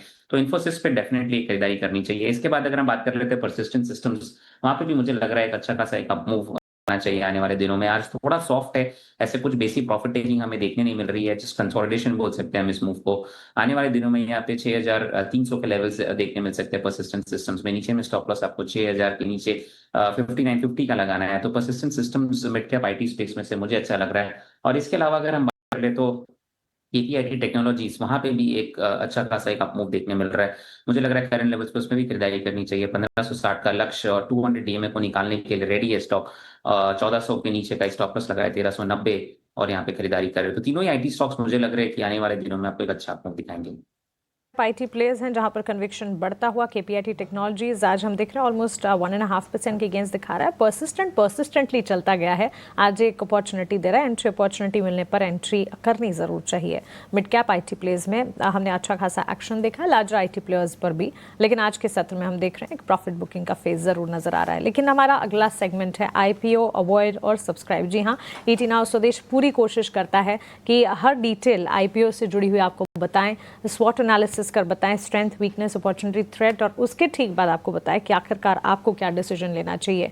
और ये डिटेल्ड एनालिसिस करते हैं ईटी नाउ स्वदेश के रिसर्च हेड अभिषेक गाव शिंदे। हमारे साथ अभिषेक जुड़ चुके हैं और आज जिस आईपीओ की हम बात कर रहे हैं वो एरिस इंफ्रा सॉल्यूशंस का आईपीओ, क्या टेकअवेज हैं, क्या ऑब्जर्वेशंस है अभिषेक? सी ब्रॉडली देखें तो ये कंपनी जो है वो कंस्ट्रक्शन सेगमेंट्स को जो है raw material procurement solutions provide करती है। ये कंपनी जो है वो टेक एनेबल्ड पोर्टल या टेक एनेबल्ड सोर्सेज के थ्रू जो है अपनी सर्विस प्रोवाइड करती है। बट क्रिटिकली देखें तो at the end of the day एक ट्रेडिंग कंपनी की तरह ही काम करती है, जहाँ पर ये वेंडर्स और जो कंस्ट्रक्शन प्लेयर्स हैं उनकी एक तरह से कह देखिए मीटिंग पॉइंट हो जाता है। इसके अलावा कंपनी थर्ड पार्टी प्रोडक्ट्स का भी सेल करती है। अगर 9 मंथ FY25 में देखें तो थर्ड पार्टी प्रोडक्ट से करीब 34% का रेवेन्यू इसको ओवरऑल आया था। क्रिटिकली देखें तो कुछ चीज़ें जो है हमें इसके बारीकी से देखना चाहिए। फर्स्ट ऑफ ऑल तो करीब 3 साल तक कंपनी ने जो है लॉस बुक किया, परंतु आईपीओ से जस्ट पहले 9 मंथ FY25 में कंपनी ने जो है प्रॉफिटेबल नंबर्स दिए, मार्जिन में भी कुछ इंप्रूवमेंट दिया। तो कोई एक स्ट्रक्चरल ट्रेंड नहीं है जिसके बेसिस पर हम फ्यूचर एक्सपेक्टेशंस को बिल्डअप कर पाएँ। और उसके अलावा जैसे कि हमने शुरुआत में कहा कि एक ट्रेडिंग कंपनी है, तो यहाँ पर आपके मार्जिन जो है हमेशा एक कंस्टेंट में रहते हैं, क्योंकि जो भी आपको बेनिफिट हो रहा है वैल्यू एडिशन के थ्रू वो अपने कस्टमर को प्रोवाइड करना पड़ता है, तभी आप बिजनेस में रह सकते हैं। तीसरी बात इसमें देखें तो एक वर्किंग कैपिटल इंटेंसिव बिजनेस है और इस पर मैं आपका खास ध्यान आकर्षित करना चाहूँगा कि 100 दिन से ज़्यादा की इसमें करीब वर्किंग कैपिटल डेज हैं। और उस लिहाज से देखें तो जो क्वार्टर 9 मंथ FY25 में कंपनी ने जो improvement in profit EBITDA margin report किया भी है वो ऑपरेटिंग कैश फ्लो में रिफ्लेक्ट नहीं हो रहा है। तो अगर 9 मंथ में अगर आपका ऑपरेटिंग प्रॉफिट मार्जिन इंक्रीज हुआ भी है तब भी आपका ऑपरेटिंग कैश फ्लो के लेवल पर जो है लॉस है। उसकी वजह यह है कि वर्किंग कैपिटल जो है वो आपकी ऑपरेटिंग प्रॉफिट के बेनिफिट को खाता नजर आ रहा है और ये ट्रेंड यहाँ से भी कंटिन्यू रहेगा, क्योंकि वर्किंग कैपिटल आपको हमेशा जुटानी पड़ेगी। उसी में एक और चीज़ बड़ी इंटरेस्टिंग है इस कंपनी में कि जो आईपीओ भी है करीब 500 करोड़ का ला रहा है, उसमें से तकरीबन 45% के आसपास जो पैसा है वो वर्किंग कैपिटल की फंडिंग के लिए यूज़ किया जाएगा। और आप जानते हैं कि वर्किंग कैपिटल जो है वो शॉर्ट टर्म रिक्वायरमेंट है, तो लॉन्ग टर्म एसेट से आप पैसा रियलाइज कर रहे हैं जिसमें कि प्रमोटर की इक्विटी भी डाइल्यूट हो रही है और उसको आप इन्वेस्ट कर रहे हैं शॉर्ट टर्म फंडिंग के लिए, वर्किंग कैपिटल मैनेजमेंट के लिए। तो ये बहुत ऑप्टिमम कोई एसेट एलोकेशन थॉट प्रोसेस नहीं कहा जाएगा और इस लिहाज से कंसर्न जो इसके ओवरऑल बिजनेस मॉडल पे बना रहेगा कि आने वाले दिनों में कंपनी जो है अपने वर्किंग कैपिटल को कैसे जुटाएगी, कैसे बिजनेस को सस्टेनेबली प्रॉफिटेबिलिटी लेकर आएगी। और अगर ऑप्टिकली आपका P&L में एबिटा मार्जिन अगर आप किसी तरीके से इंप्रूव कर भी लेते हैं तो वो कैश फ्लो में कन्वर्ट होगा या नहीं, इसके बारे में कोई स्ट्रॉन्ग थॉट प्रोसेस इस समय जो टेबल पर डेटा है उससे नहीं दिखता है। तो मार्जिन बढ़ने को लेकर काफ़ी हद तक सवाल हैं जो कि पैदा हो रहे हैं। ट्रेडिंग ऑपरेशन में सीमित मार्जिन है, रिस्क फैक्टर्स इस वक्त एरिस इंफ्रा सॉल्यूशंस को लेकर काफ़ी सारे, लेकिन एरिस इंफ्रा सॉल्यूशंस के आईपीओ पर ही डीआर चोकसी फिनसर्व के एमडी देवेंद्र चोकसी ने भी क्या राय दी, आइए वो भी आपको सुनाएं। Largely, we don't see the scalability part getting covered into this particular business model unless you continuously infuse capital in working capital requirement of the business. Another point in this IPO, what we are not liking is that given the nature of the business, a B2B business, wherein I think you have limited pricing power in the business, you are actually, I think, charging a premium of almost, I think, 48 times to the EBITDA. And I guess, I think that's where probably one is not fully comfortable about paying that kind of a premium. So it's an absolute avoid। Devendra Choksi जी की भी राय और हमारे research desk की तरफ से भी सारे के सारे नेगेटिव्स या रिस्क फैक्टर्स जो एरिस इंफ्रा को लेकर हैं वो सारे हमने आपके सामने रखे। यहाँ पर एक छोटे से ब्रेक के लिए हम रुकेंगे। ब्रेक के उस पार BTST STBT trades markets at 3 और ट्रिगर्स आपके लिए लेकर आएंगे, आप बने रहें।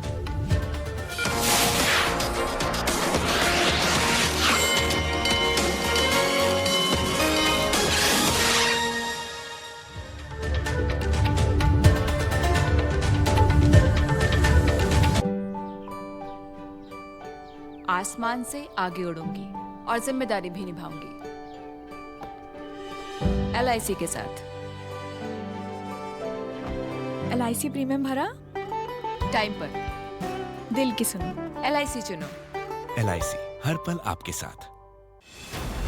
विकसित भारत का अमृत काल, सेवा, सुशासन और गरीब कल्याण के 11 साल।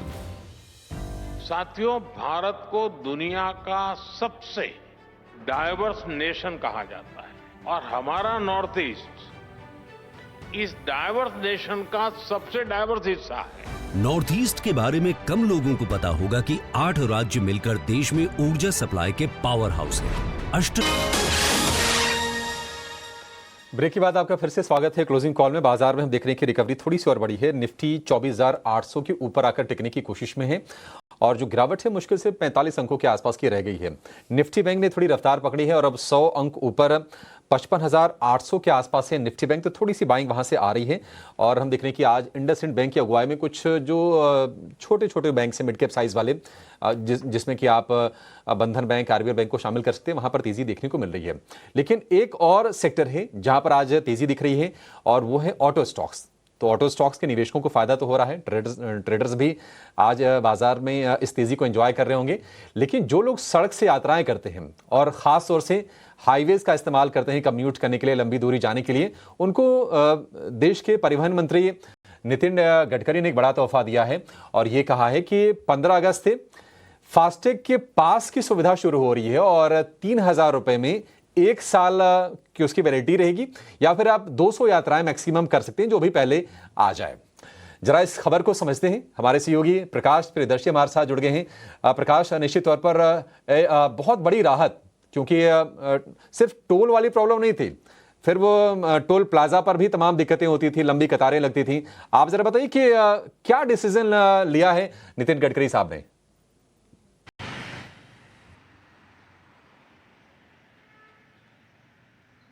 देखिए, इस बार इंडिपेंडेंस डे के मौके पर ये काफ़ी बड़ी घोषणा है, क्योंकि इसकी शुरुआत स्वतंत्रता दिवस के दिन से ही होने जा रही है, यानी कि 15 अगस्त 2025 से एक नई शुरुआत की घोषणा की है रोड ट्रांसपोर्ट मिनिस्टर ने, जिसके हिसाब से अगर आप नेशनल हाईवेज़ पर जा रहे हैं तो आपको बेटर एक्सपीरियंस मिले, कॉस्ट इफेक्टिव पेमेंट सिस्टम मिले, साथ ही साथ आपको टोल प्लाजा पे ज़्यादा वक्त तक इंतज़ार ना करना पड़े।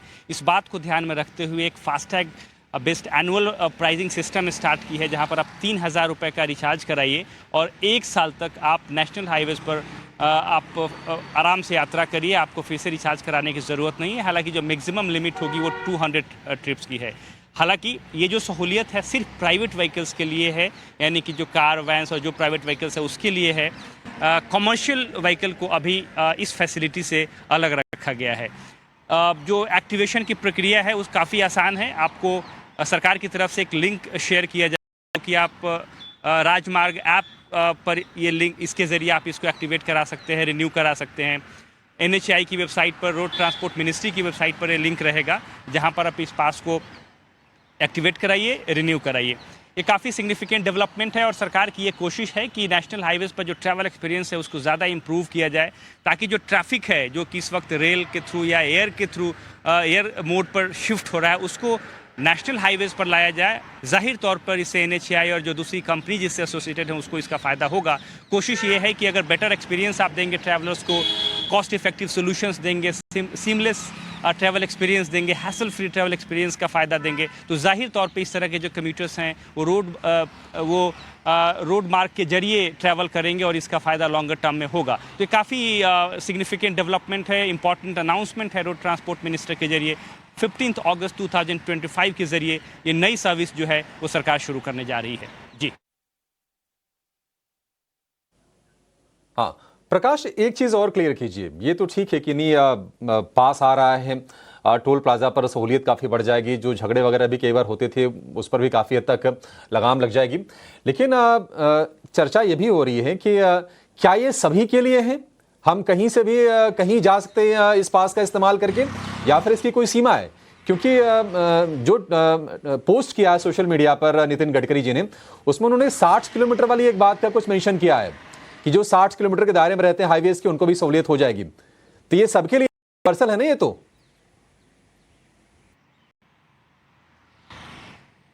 जी बिल्कुल, ये सबके लिए है और अक्रॉस द कंट्री जो नेशनल हाईवेज हैं वहाँ पर इसका फ़ायदा आपको मिलेगा। लिमिट जो लगाई गई है वो 200 ट्रिप्स की है। जो आप अगर 200 ट्रिप अगर ट्रैवल करते हैं आना और जाना मिलाकर, और अगर आप 1 साल के पहले ही इस लेवल पर पहुंच जाते हैं तो फिर से आपको रिचार्ज कराना पड़ेगा। और अगर आप पूरे साल तक इस लिमिट तक नहीं पहुंचते हैं तो आपको एक ही बार रिचार्ज कराना पड़ेगा।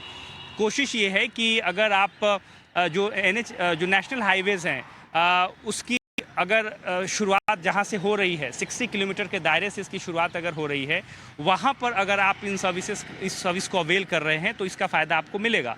कोशिश ये है कि ज़्यादा से ज़्यादा जो ट्रैवलर्स हैं वो अगर नेशनल हाईवेज़ का इस्तेमाल कर रहे हैं, देश के किसी भी कोने में इसका इस्तेमाल कर रहे हैं, उसको इसका फ़ायदा दिया जाए और एक हैसल फ्री ट्रैवल एक्सपीरियंस देने की कोशिश की गई है। जी ठीक है प्रकाश, बहुत शुक्रिया। होता ये था कि जो 60 किलोमीटर के दायरे तक जो लोग रहते थे नेशनल हाईवे के, अगर उनको कहीं आना जाना होता था तो बार बार उनको टोल देना पड़ता था। तो उनको भी एड्रेस किया गया है और उनको राहत मिल गई है। लेकिन ये सबके लिए ये पास है, आप इसको बनवाइए। NHAI की वेबसाइट या फिर मिनिस्ट्री ऑफ रोड ट्रांसपोर्ट की वेबसाइट के जरिए आप इसको बनवा सकते हैं। और 15 अगस्त से इसकी शुरुआत होने जा रही है। तो निश्चित तौर पर ट्रैफिक को स्मूथ करने में, हाईवेज़ को हैसल फ्री करने में, विवादों को थोड़े से कंटेन करने में इससे काफ़ी हद तक मदद होगी। और एक बड़ी चीज़ ये भी होगी कि अगर कतारें कम होगी अगर टोल प्लाजा पर, तो फ्यूल की भी काफ़ी बड़ी बचत होगी और इसको भी ध्यान में सरकार ने रखा है। ठीक है, चलिए ज़रा आगे बढ़ते हैं, कुछ और शेयरों पर ज़रा व्यू लेते हैं। आज हम देख रहे हैं कि ट्रेंट में बढ़िया एक्शन है। तपन जी, ज़रा आप ट्रेंट चेक करके बताइए कैसा लग रहा है आपको ये शेयर? क्या मजबूती यहां से और बढ़ेगी और क्या नई पोजीशन लेनी चाहिए इसमें तेजी की?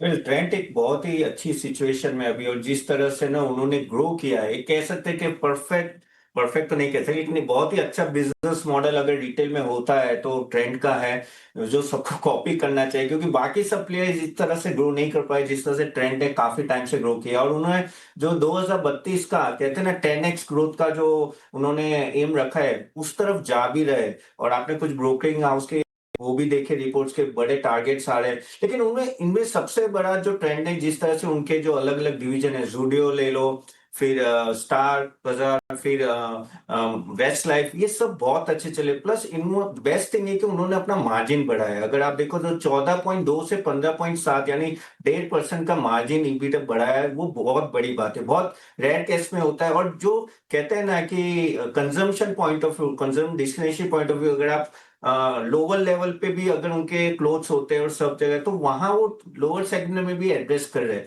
तो आई थिंक जो टारगेट है, अभी 1000 स्टोर है, उनका टारगेट है 3000 से ज्यादा स्टोर ओपन करना। तो आई थिंक 2032 तो उस तरफ तो जा रहे हैं। तो मेरे हिसाब से तो काफी पॉजिटिव है। उनके पास कैश फ्लो है, फंडिंग भी है कि इस तरह से बड़ा एक्सपेंशन करे। और अगर इकोनॉमी बढ़ रही है, आई थिंक ट्रेंड एक बहुत ही अच्छा बिजनेस मॉडल है, जो आई थिंक किसी को भी अगर इन्वेस्ट करें तो कर सकते हैं यहाँ से। इन्वेस्टमेंट की राइट ट्रेंड पे, और ऑफ कोर्स देखें तो स्टॉक 2% ऊपर है डेज हाई पे। लेकिन चलिए अब हमारे खास सेगमेंट मार्केट एट 3 पे चलते हैं। हमारे सहयोगी आनंद शुक्ला जुड़ रहे हैं। आनंद।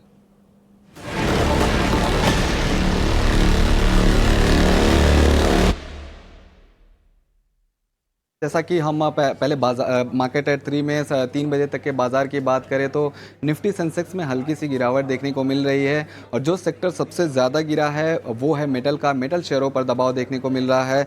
जिंदल स्टेनलेस की तरफ देखें तो करीब 2.5% गिरावट पर शेयर कारोबार कर रहा है। इसके अलावा JSW स्टील में 1.5% और वेदांता में भी 1% के आसपास की गिरावट देखने को मिल रही है।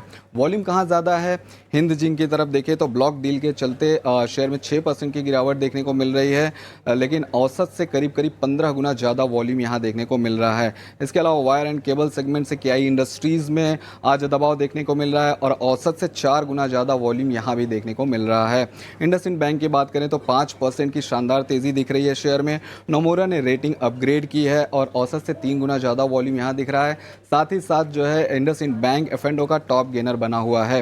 एलेम्बिक फार्मा पर एक खबर है, गुजरात API प्लांट को US FDA से क्लीन चिट मिली है और इस जो प्लांट की जांच हुई थी वो 17 से 21 मार्च के बीच में हुई थी। हालांकि फार्मा सेक्टर में गिरावट है, उसी का असर शेयर पर भी देखने को मिल रहा है।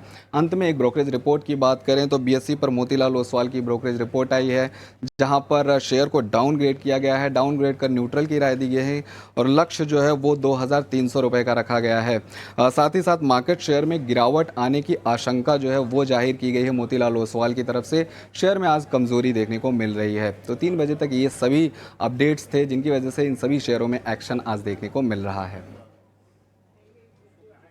आनंद, इन इम्पोर्टेंट स्टॉक्स आपने बताए मार्केट एट 3 पे, लेकिन एक स्टॉक जो है मैं आपसे चुराऊंगा इस लिस्ट से, बीएसई पे नज़र डालते हैं। अब यहाँ पे बीएसई पे अगर बात करें तो जतिन एक बार बीएसई के एक बार चार्ट देखते हैं, डेली चार्ट अगर देखते हैं तो यहाँ पे एक इंट्राडे रिकवरी देखने मिल रही है। ऑफकोर्स 4 या 5% का बड़ा गिरावट आया था, गैप डाउन ओपनिंग आई थी बीएसई की, तो लेकिन बीएसई कोशिश कर रहा है रिकवरी करने के लिए, 2 या 3 बार जो है थोड़े सक्सेसफुल भी है और लार्जली जो है नेगेटिव न्यूज़ फैक्टर्ड इन हो चुकी है। और ऑफ कोर्स कुछ ब्रोकिंग हाउस ने दूसरा पहलू भी दिया है, और ये पहलू दिया है कि यहाँ पे जो लंबे अवधि के कॉन्ट्रैक्ट्स होते हैं आपके डेरिवेटिव्स में, वहाँ पे डेप्थ डेवलप किया गया है पिछले 2 साल में। अब यहाँ से लगता है कि और कुछ एक रिकवरी, एक बाइंग आ सकता है कि अगर कॉन्ट्रा ट्रेड समझे तो ऑफ कोर्स कुछ लेवल्स आएंगे तभी आप बता पाएंगे कि यहाँ पे जो है बाइंग आएगा कि नहीं, पर वो लेवल्स जो है 5 डे EMA 10 डे EMA जो भी आप ट्रैक करते हैं। लेकिन जतिन आप ज़रा बताएं कि अगर कॉन्ट्रा ट्रेड बन सकता है बीएसई में कि अभी दूर रहें इससे? नहीं, डेफिनेटली हमें लगता है कि यहाँ पे एक कॉन्ट्रा ट्रेड ज़रूर ले सकते हैं, क्योंकि ओवरऑल जो बीएसई का ट्रेंड है वो पॉजिटिव है। रिसेंटली हमने 3000 से लेके जो रिसेंट का जो करेक्शन आया है वो अराउंड 2500 तक का आया था। तो 500 पॉइंट का करेक्शन ऑलरेडी ये स्टॉक ने दिखा चुका है, तो थोड़ा वैल्यू बाइंग कर सकते हैं करंट स्तरों पे। 40 दिन का एवरेज जो है वो 2500 के लेवल पे है और वहाँ आज के ट्रेडिंग सेशन में वही सपोर्ट लेके एक इंट्राडे रिकवरी दिखाई है। हमें लगता है कि जो भी जो ओवरहैंग था ये स्टॉक में अभी आउट ऑफ द वे है और हमें लगता है कि यहाँ से आने वाले दिनों में एक हमें फ्रेश अपमूव देखने को मिल सकता है टुवर्ड्स द लेवल ऑफ 2850 2860। तो करंट स्तरों से रिस्क रिवॉर्ड रेशियो फेवरेबल है लॉन्ग करने के लिए। 2580 का एक स्टॉप लॉस लगा है और ऊपर में हमें लगता है कि 2850 2860 के लेवल्स हमें आने वाले हफ्ते में देखने को मिल सकते हैं। जतिन जी ने एक अच्छा ट्रेड दिया है, ऑफ कोर्स कॉन्ट्रा व्यू भी है और बहुत बढ़िया। अगर यहाँ पे अगर लॉन्ग पोजीशंस आज बनाते हैं तो यहाँ पे मोमेंटम देखने मिल सकता है। तो ऑफ कोर्स बीएसई पे हमारी नज़र रहेगी, खास करके कल के ओपनिंग सेशन में भी। लेकिन डीमार्ट के शेयर में आज अच्छी तेज़ी देखने मिल रही है। इस तेज़ी की क्या वजह है बताने के लिए जो है अभिषेक बताएंगे। अभिषेक, बहुत अच्छी मोमेंटम आई है बहुत दिन बाद एवेन्यू सुपरमार्ट्स में, क्या है खबर?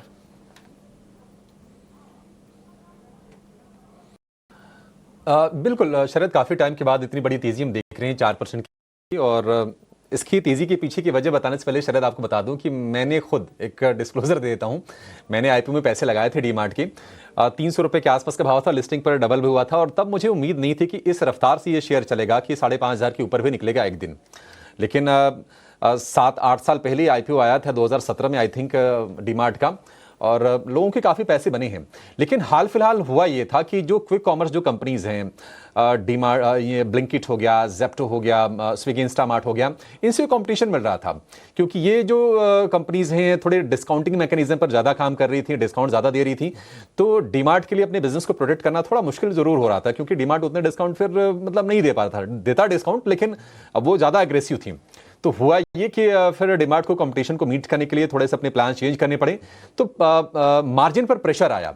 अगर आप नतीजे देखेंगे मार्च तिमाही के, तो मार्जिन एकमात्र चीज रही जिसमें हमने गिरावट देखी। 6.4% की मार्जिन रिपोर्ट की थी Q4 में, जो कि पिछले साल की Q4 से 1% कम थी, यानी कि 7.4% से घटकर 6.4%। अब हो ये रहा है कि आज की जो तेजी है, मतलब उसकी वजह यह है कि आगरा में कंपनी ने एक नया स्टोर खोला है। इसके पहले हमने देखा था कि मुंबई के मलाड में स्टोर खोला था मई में, और पंजाब के कपूरथला में कंपनी ने स्टोर खोला था, और आगरा के इस स्टोर के साथ जो कुल स्टोर की संख्या हो गई वो बढ़ के हो गई है 421। अब ये इंपॉर्टेंट क्यों है? रतन मॉल में ये स्टोर खुला है, निश्चित तौर पर कंज्यूमर्स के लिए तो फायदे की चीज़ ज़रूर है, लेकिन उत्तर प्रदेश एक बड़ी आबादी वाला राज्य है, करीब करीब 24 करोड़ की पॉपुलेशन है। अब जो जनगणना यहाँ से होती है तो शायद वो 25-26 करोड़ की भी संख्या हो जाएगी। तो बड़ा स्टेट है, यहाँ पर अपॉर्चुनिटी कंपनी के लिए काफ़ी ज़्यादा है। और इसके पहले गाजियाबाद में स्टोर था, अब आगरा में स्टोर खोला है, एक नोएडा में भी स्टोर है जिसको मैं जानता हूँ, वहाँ मैं विजिट भी करता हूँ। तो होगा ये कि एक बड़े राज्य में कंपनी के लिए अपॉर्चुनिटी बड़ी होगी और वॉल्यूम प्ले के लिहाज से काफ़ी इंपॉर्टेंट हो जाएगा। देश की अकेले 17% आबादी उत्तर प्रदेश में रहती है शरद, ये आंकड़ा है। तो कंपनी को लगता है कि विस्तार अगर करती है बाकी ज्योग्राफीज में, ऑलरेडी 12 राज्यों में कंपनी काम तो कर रही है, लेकिन उत्तर प्रदेश एक की होगा और यहां पर अगर एग्रेसिव एक्सपेंशन कंपनी करती है तो शायद मौके बनेंगे और इस चीज को लेकर जो निवेशक हैं वो उत्साहित दिखाई दे रहे हैं। हालांकि जो ब्रोकरेजेस की जो रिपोर्ट आई है, मॉर्गन स्टैनली की रिपोर्ट आई है, उनका अंडरवेट की ही रेटिंग है, ज़्यादा एक्साइटमेंट नहीं दिखा रहे हैं वो, और 3,260 रुपये के टारगेट वो दे रहे हैं, यानी कि जो मौजूदा भाव है वहाँ से भी 1,000 रुपये नीचे के उनके टारगेट हैं। लेकिन एक्सिस कैपिटल की एक रिपोर्ट आई है, अच्छी रिपोर्ट है, बाय की रेटिंग है और 4,700 के टारगेट दे रहे हैं एक्सिस कैपिटल। हालांकि अगर आप शेयर को देखेंगे तो पिछले साल भर में अगर किसी ने साल भर पहले शेयर खरीदा होगा तो 18-20% शेयर ये नीचे दिखेगा, लेकिन ईयर टू डेट यानी कि इस साल लोगों को कमाई करके दी है डीमार्ट ने, और जो लोअर लेवल थे करीब 3200-3300 की रेंज तक ये शेयर गिर गया था, वहां से 1,000 रुपए की रिकवरी दिखा के कारोबार कर रहा है। तो लोगों को, निवेशकों को अपॉर्चुनिटी दिख रही है उत्तर प्रदेश जैसे बड़े राज्य में, और जितना एक्सपेंशन करेगी कंपनी के लिए उतना ये एक बेनिफिट वाला सौदा हो सकता है उन राज्यों में जहां पर एक पॉपुलेशन का बेनिफिट आपके लिए इमर्ज होता है। अभिषेक, पॉपुलेशन भी है और धीरे धीरे करके जो है आप कह सकते हैं कि परचेजिंग पावर भी आ रहा है। लेकिन अब एवेन्यू सुपरमार्ट के बारे में बात करते करते मुझे भी याद आ गया कि अब वीकेंड जैसे आ रहा है, मैं अपनी ग्रॉसरी लिस्ट भी बना रहा हूँ। लेकिन जतिन तपन, सबसे पहले जतिन आपसे पूछते हैं कि आप अपनी जो ग्रॉसरी है आप स्टैंड अलोन स्टोर से लेते हैं कि क्विक कॉमर्स पे ही रहते हैं? जतिन जी, हम तो डीमार्ट से ही ऑर्डर करते हैं। मेरा जो वीकेंड का प्लान होता है उसमें एक बकेट लिस्ट बनाना होता है और वहाँ पे घर वाले जो बोलते हैं वो ऐड करना है और फिर ऑर्डर कर देते हैं। तो हम लोग बेसिकली डीमार्ट से मंगाते हैं।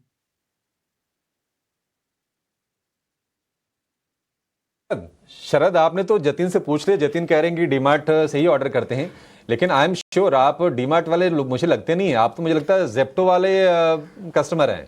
जी बिल्कुल राइट। मेरी वाइफ भी एक वर्किंग प्रोफेशनल है तो हमें ज़्यादा समय मिलता नहीं है, तो ऑफकोर्स हम जो है जो भी फ्रेश वेजिटेबल्स आता है हर 2 या 3 दिन में जो है रिप्लेनिश करते। तो हाँ, हम हफ्ते में एक बार समय निकाल के नहीं कर पाते क्योंकि वीकेंड में भी ट्रिप्स रहते हैं, लेकिन हर 2-3 दिन में जो है हम ज़रूर अपनी ग्रॉसरीज या एसेंशियल्स ज़रूर ऑर्डर करते। थोड़े लेजी हैं बट क्या करें, समय की कंस्ट्रेंट भी तो है। नहीं, डीमार्ट जाइए शरद, वहाँ पर ना बड़े अच्छे ऑफर्स होते हैं। मैं तो समय निकाल के जाता हूँ, एक नोएडा में स्टोर है हमारे घर के आसपास, 2-3 किलोमीटर दूर है, बट रेंज अच्छी है। ठीक है, ये तो चली बात होगी। अब 3:15 होने वाले हैं, हमारे दोनों एक्सपर्ट्स तैयार हैं। जरा ये समझ लेते हैं कि BTST या फिर STBT की अपॉर्चुनिटी बाजार में कहाँ पर बन रही है। शुरुआत जतिन जी आपसे ही करना चाहेंगे, कहाँ आपको मौके दिख रहे हैं और कल के लिए क्या सौदा लेकर जाएं? BTST करें या फिर STBT करें? नहीं, मैं लॉन्ग साइड की तरफ लेके जाना चाहूँगा क्योंकि ओवरऑल हमने देखा है कि जो सपोर्ट लेवल्स है वो होल्ड किए हैं निफ्टी में, और बैंक निफ्टी तो इनफैक्ट पॉजिटिवली क्लोज हो रहा है। तो हमें लगता है कि बैंक निफ्टी में अच्छा खासा रुझान है लॉन्ग साइड की तरफ। तो IDFC फर्स्ट बैंक लॉन्ग करने की सलाह रहेगी। 69.50 का स्टॉप लॉस रखना होगा और ऊपर में 74 के टारगेट्स हम एक्सपेक्ट कर रहे हैं। तो IDFC फर्स्ट बैंक लॉन्ग करने की सलाह रहेगी।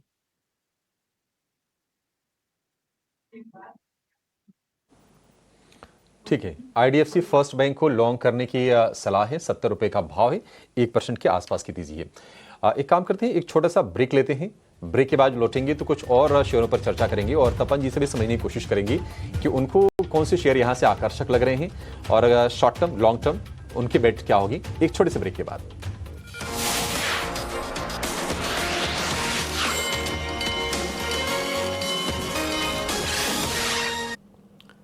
स्वागत है आपका क्लोजिंग कॉल में। ऑफ देखें तो निफ्टी जो एक रिकवरी की कोशिश करे, लेकिन कंफर्टेबली जो 24,800 का लेवल्स है उस सपोर्ट लेवल्स के ऊपर ज़रूर है। ऑफकोर्स निफ्टी बैंक में भी वॉलेटिलिटी देखने मिली है, डेज हाई लेवल से जो है करेक्शन मोड में है, बट ऑफकोर्स जो हर इंटरवल में जो एक रिकवरी की कोशिश ज़रूर होती है। लेकिन एक अच्छी बात है कि जो इंडिया विक्स है वो ज़्यादा बढ़ा नहीं है, 15 लेवल्स के नीचे कंफर्टेबली है। हालांकि देखिए निफ्टी बैंक में ज़्यादा स्ट्रेंथ भी आ रहा है, तो ऑफकोर्स बैंकिंग स्पेस पे जो है थोड़ी इंटरेस्ट ज़रूर बनी है। तपन, बैंकिंग स्पेस में जो है हमने ऑफकोर्स थोड़ी बात आपसे की थी, लेकिन यहाँ पे अगर मिड कैप बैंक्स की बात करें, यहाँ पे जैसे फेडरल बैंक हुआ या आप कह सकते हैं बैंक ऑफ बड़ौदा, यहाँ पे कुछ एक्शन देखने मिल सकता है? क्योंकि ऑफकोर्स PSU बैंक्स में हमने मूवमेंट और चर्न देख लिया, लेकिन अब एक नेक्स्ट रैली अगर आता है तो आप बात करें तो लार्ज कैप बैंक्स पे फेवर करेंगे या मिड कैप बैंक्स पे फेवर करेंगे? और दोनों में से जो भी आप चूज़ करेंगे उस पर आप हमें एक स्टॉक बताइए कि कहाँ पे एक अच्छा फंडामेंटल ट्रिगर रहेगा। बिल्कुल शरद जी, यहाँ मुझे ऑफ कोर्स ना लार्ज कैप बैंक से ज्यादा मिड कैप बैंक अच्छे लग रहे हैं। और उसमें भी जैसे आपने एक बैंक का तो नाम ले ही लिया, मुझे फेडरल बैंक अच्छा लग रहा है और दूसरा एक करूर वैश्य बैंक, दोनों अच्छे लग रहे हैं। तो क्यों? क्योंकि ना उनमें ग्रोथ आ रही है। और पहले फेडरल बैंक की बात करें तो काफी, दोनों ऐसे तो साउथ इंडियन की बैंक है और दोनों में ग्रोथ आ रही है, NPA काफी कंट्रोल में है। और जिस तरह से अभी आई थिंक फेडरल बैंक में भी टॉप लेवल पे चेंजेस हुए वो फेवरेबल है। और यहाँ से भी मुझे ऐसा लग रहा है कि काफी हद तक उनका जो कॉस्ट टू इनकम रेशियो है ना वो काफी लो है।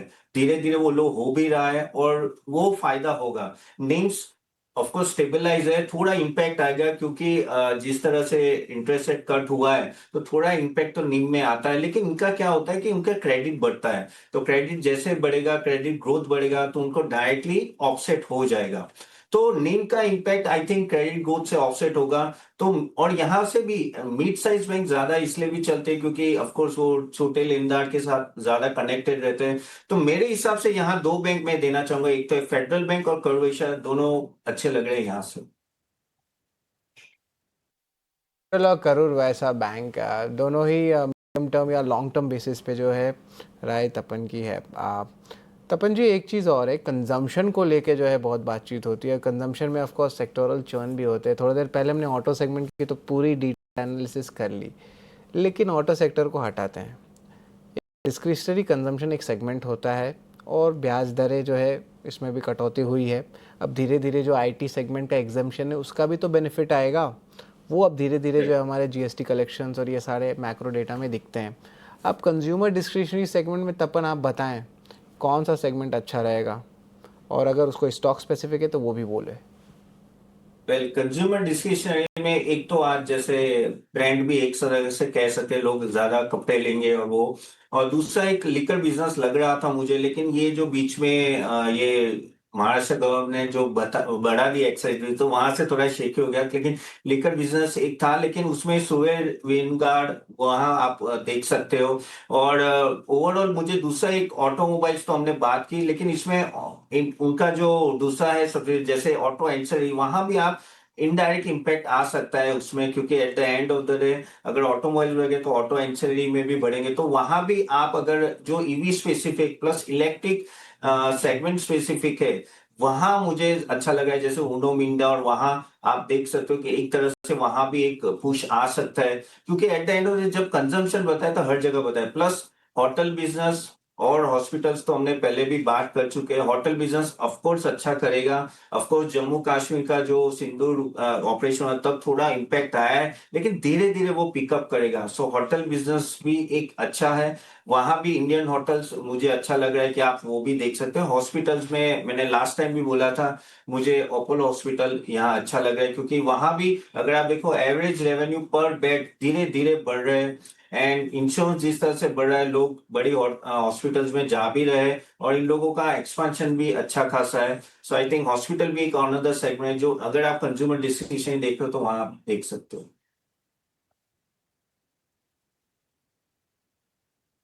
हॉस्पिटल वाले शेयरों को लेकर बुलिश टोन तपन जी का।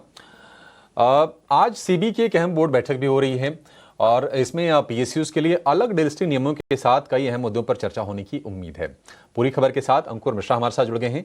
अंकुर, जब से तोहिन कांत पांडे सेबी चीफ बने हैं तब से हम देख रहे हैं कि काफी एक्शन में हैं, बैक टू बैक ताबड़तोड़ कई फैसले हो रहे हैं। बताइए आज की जो बैठक है वो क्यों अहम है और एजेंडे में आज क्या है? जी हाँ, सेबी अपनी बोर्ड बैठक में PSU डीलिस्टिंग नॉर्म्स पर मंजूरी दे सकता है। सूत्र में यही बता रहे हैं कि मंशा यही है कि जहां पर कम फ्लोट है या फिर वीक फाइनेंशियल्स है वहां पे वॉलेंट्री डीलिस्टिंग को अलाउ किया जाए।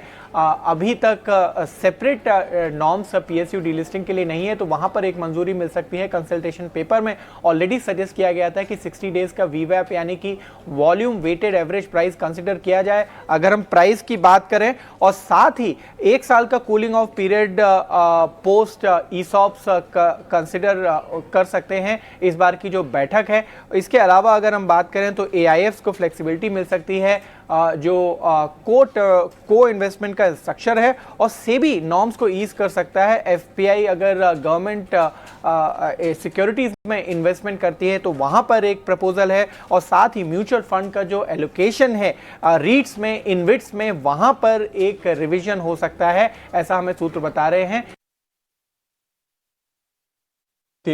इम्पॉर्टेंट, बहुत ही क्रूशियल ये बोर्ड बैठक हो रही है। देखते हैं कि क्या निकल के आता है और क्या डिसीजंस होते हैं सेबी की तरफ से। एक सेगमेंट जो लगातार तेजी दिखा रहा था, आज थोड़ा सा बैकसीट लेता हुआ दिख रहा है। तपन जी, IT की बात कर रहा हूं मैं। IT में हमने करीब करीब 10,000 पॉइंट की हमने तेजी देखी है लोअर लेवल से। 30,000 का इंडेक्स हो गया था, अब 40,000 के आसपास, 39,000 के आसपास होगा। आज थोड़ी सी प्रॉफिट टेकिंग आ रही है। TCS करीब 2% ऊपर है। मतलब सबसे ज्यादा तो ये निफ्टी में आज यही गिरा है। IT को आप कैसे देख रहे हैं? क्या जो करेक्शंस आ रहे हैं वो बाइंग की अपॉर्चुनिटी है, और आपको भी लगता है कि यहां से IT के लिए अब अच्छे दिन ही आएंगे आगे? कोई ज्यादा चिंता की बात नहीं है, क्योंकि टैरिफ वगैरह वाले मामले ऐसा लग रहा है कि नहीं सुलझा लिए जाएंगे देर सवेरी सही। यहाँ मैं अलग कैंप में हूँ। मैं ऑनेस्टली तो मैं इतना IT में बुलिश नहीं हूँ। रीजन एक सिंपल है कि मुझे अभी भी लग रहा है कि US में ना अच्छा खासा स्लो डाउन आएगा, क्योंकि ये जो अभी चाइना से भी बात हुई है, उसका टैरिफ जो लगा हुआ है अभी तो 30% अभी आया नहीं है डिसीजन, लेकिन जो भी है 10 या 30 जो भी आएगा उससे वहां इन्फ्लेशन बढ़ेगा और वहां इंटरेस्ट रेट कट नहीं होगा, तो वहां डिस्क्रिशनरी स्पेंडिंग कंपनी की कम होगी। तो मुझे लग रहा है कि IT के स्पेंडिंग में वो लोग कट करेंगे, नेगोशिएशन होगा कॉन्ट्रैक्ट से। प्लस AI बहुत बड़ी चीज है, छोटी चीज नहीं है। मैं खुद मेरे बिजनेस में देख रहा हूँ कि जहां मुझे 4 रिसर्च एनालिस्ट लगते थे, अभी 1 लग रहा है। तो उस तरह से आप देखो तो आगे जाके प्रॉब्लम्स तो है। और यहाँ क्या होता है, जब इस तरह के प्रॉब्लम है तो आपका P री रेटिंग नहीं होते, P डी रेट होता है। तो मुझे ऐसा लग रहा है अभी P डी रेटिंग चालू होगी IT की आगे जाके। हाँ, यहाँ मैनेजमेंट आके बोल रहे हैं कि भाई ठीक है, ये बिजनेस सही है, ये हो जाएगा, लेकिन जिसके लिए हम लोग स्टॉक मार्केट में आते हैं कि भाई मुझे 20% कमाना है, रिटेल इन्वेस्टर उसके लिए आता है। मुझे उस तरह का ग्रोथ अभी IT में दिखना है। सिलेक्टेड मिड कैप IT में आप परसिस्टेंट, कोफोज वहां बात करो, लेकिन ओवरऑल अगर मुझे सेक्टर की बात करो, I am not too bullish. ये थोड़ा जंप आया है, लेकिन वो बेसिकली नास्डेक ऊपर जाएगा तो ये ऊपर जाएगा, लेकिन लॉन्ग टर्म मैं थोड़ा बेस्ट हूं। मैं ये सेक्टर को ही अवॉइड करना चाहता हूं। कहना पड़ेगा काफ़ी जेन्युइन और ऑनेस्ट व्यू आपने दिया IT सेक्टर पर, और AI की बात कर रहे हैं और आपकी टीम स्ट्रेंथ की आप बात कर रहे हैं। आप खुद किसी आर्टिफिशियल इंटेलिजेंस से कम कहाँ हैं। लेकिन चलिए, ऑफ कोर्स ये बात तो सही है कि आर्टिफिशियल इंटेलिजेंस, AI और साथ ही ग्लोबल फ्रंट पर काफ़ी सारी चीज़ें हैं जिसके चलते IT सेक्टर में वॉलिटिलिटी तो है। लेकिन आज देर रात US फेड का ब्याज दरों पर फैसला आने वाला है। इंपॉर्टेंट ट्रिगर है ये, इस ट्रिगर पर नज़र रखनी होगी। कल सुबह इंटरेस्ट रेट डिसीजन पर बातचीत भी होती हुई दिखेगी, और इंटरेस्ट रेट डिसीजन से भी ज्यादा फेड चेयर जेरोम पावेल की तरफ से कमेंट्री क्या आती है, इस पर खास तौर से नजर रखनी होगी। कल के इंपॉर्टेंट ट्रिगर्स, एक तो वीकली एक्सपायरी निफ्टी की होने वाली है, गुरुवार का दिन है। इसके अलावा जून 10 के मौके पर अमेरिकी बाजार जो है बंद होने वाले हैं। सो आज तो हमें मिलेंगे, आज मार्केट्स खुले होंगे US के, तो कल क्यूज मिलेंगे, लेकिन कल देर शाम भारतीय बाजार के समय के अनुसार US के मार्केट्स क्लोज होंगे। तो परसों फिर हमारे पास US मार्केट्स के क्यूज नहीं होंगे। UK के रिटेल सेल्स के आंकड़े आने वाले हैं। ब्याज दरों में बैंक ऑफ इंग्लैंड का फैसला आएगा। ये पूरा का पूरा हफ्ता जो है सेंट्रल बैंक्स की तरफ से across the globe interest rate decisions का वीक रहा। तो ये इवेंट्स हैं, और ग्लोबल फ्रंट पर इकोनॉमिक इंडिकेटिव एक्शंस है जिस पर खास तौर से आपको नजर रखनी है। ये सारे इवेंट्स को वॉच आउट हम जरूर करेंगे। लेकिन चलिए भारतीय बाजार की क्लोजिंग की तरफ बढ़ते हैं। आज का बाजार काफी ट्रिकी था। ड्यूरिंग द एंटायर सेशन हमने देखा बेहद वॉलिटिलिटी टुवर्ड्स डाउनसाइड ज़्यादा विजिबल। 24,800 के मुआयने पर इस वक्त हम देख रहे हैं निफ्टी जो है खड़ा हुआ है, और क्लियरली बैंक निफ्टी की तरफ से भी छोटी मजॉली बैंक्स फाइनेंशियल्स में ऑफकोर्स मूव जरूर नजर आ रहे थे, लेकिन अदरवाइज हमने देखा ब्रॉडर मार्केट्स, बेंचमार्क्स, हर तरफ बिकवाली का दबाव। क्लोजिंग के दरमियान हम देख रहे हैं बैंक निफ्टी में शाइन या खरीदारी वापस लौटती हुई करीब 76 अंकों की ही सही, लेकिन 55,790 के लेवल्स। 1800 डिक्लाइंस के सामने महज 900 एडवांसेस, तो क्लियरली डिक्लाइंस का पलड़ा आज भारी रहा। वहीं इंडिया विक्स 14 के लेवल्स के आसपास हमने देखा कंफर्ट लेवल्स के ही इर्द गिर्द ट्रेड करता हुआ। Measures like Reliance, Titan, M&M, BPCL, Asian paints जैसे काउंटर्स जहां से इस वक्त मार्केट को सपोर्ट मिला। Trent, Maruti Suzuki, auto sector surprising आज मूव्स दिखा रहा था। एकमात्र क्षेत्र था जो कि इस वक्त बाजार को संभालने का काम कर रहा था। टाइटन के स्टॉक प्राइस में क्लोजिंग देखिए 2.25% की। ऑटो एंसर्दी की चाल में हमने देखा अच्छा खासा एक्शन, लेकिन उसके तरह हर सेक्टर हर पॉकेट में आज काफी हद तक हमने देखा गिरावट हाथ लगी। बिकवाली का दबाव था, वॉलेटाइल मूव्स थे। मार्केट की क्लोजिंग आपकी स्क्रीन पर 55,800 के लेवल्स पर बैंक निफ्टी में हरे निशान के साथ क्लोजिंग हुए। दिन भर वॉलेटिलिटी दिखाने के बाद बैंक निफ्टी ग्रीन पैटर्न में सेटल होता हुआ। निफ्टी 24,800 के भी नीचे फिसला। कल हम बात कर रहे थे 24,900 के नीचे फिसलता हुआ निफ्टी आज 24,800 के नीचे फिसला है। यहां से गिरावट क्या और फर्दर दिखेगी या फिर अपसाइड विजिबल होगी, कल के सत्र में देखना होगा। सेंसेक्स में करीब 150 अंकों की बिकवाली 81,430 के लेवल्स पर क्लोजिंग। और ब्रॉडर मार्केट्स में मिड कैप स्मॉल कैप में भी उठापटक के बीच स्टॉक स्पेसिफिक हालांकि मूव्स ढेर सारे हमने देखे।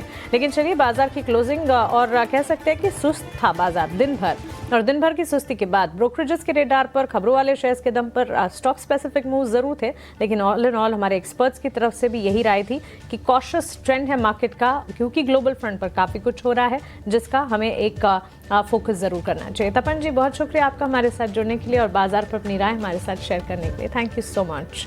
क्लोजिंग कॉल को फिलहाल हम यहीं समेटने जा रहे हैं। मुझे और शरद को आप दीजिए इजाजत, लेकिन 18 हाउस स्वदेश पर खबरों का सिलसिला लगातार जारी है। चंद मिनटों में आपकी कल की तैयारी करवाते हैं। आप बने रहें हमारे साथ। नमस्कार।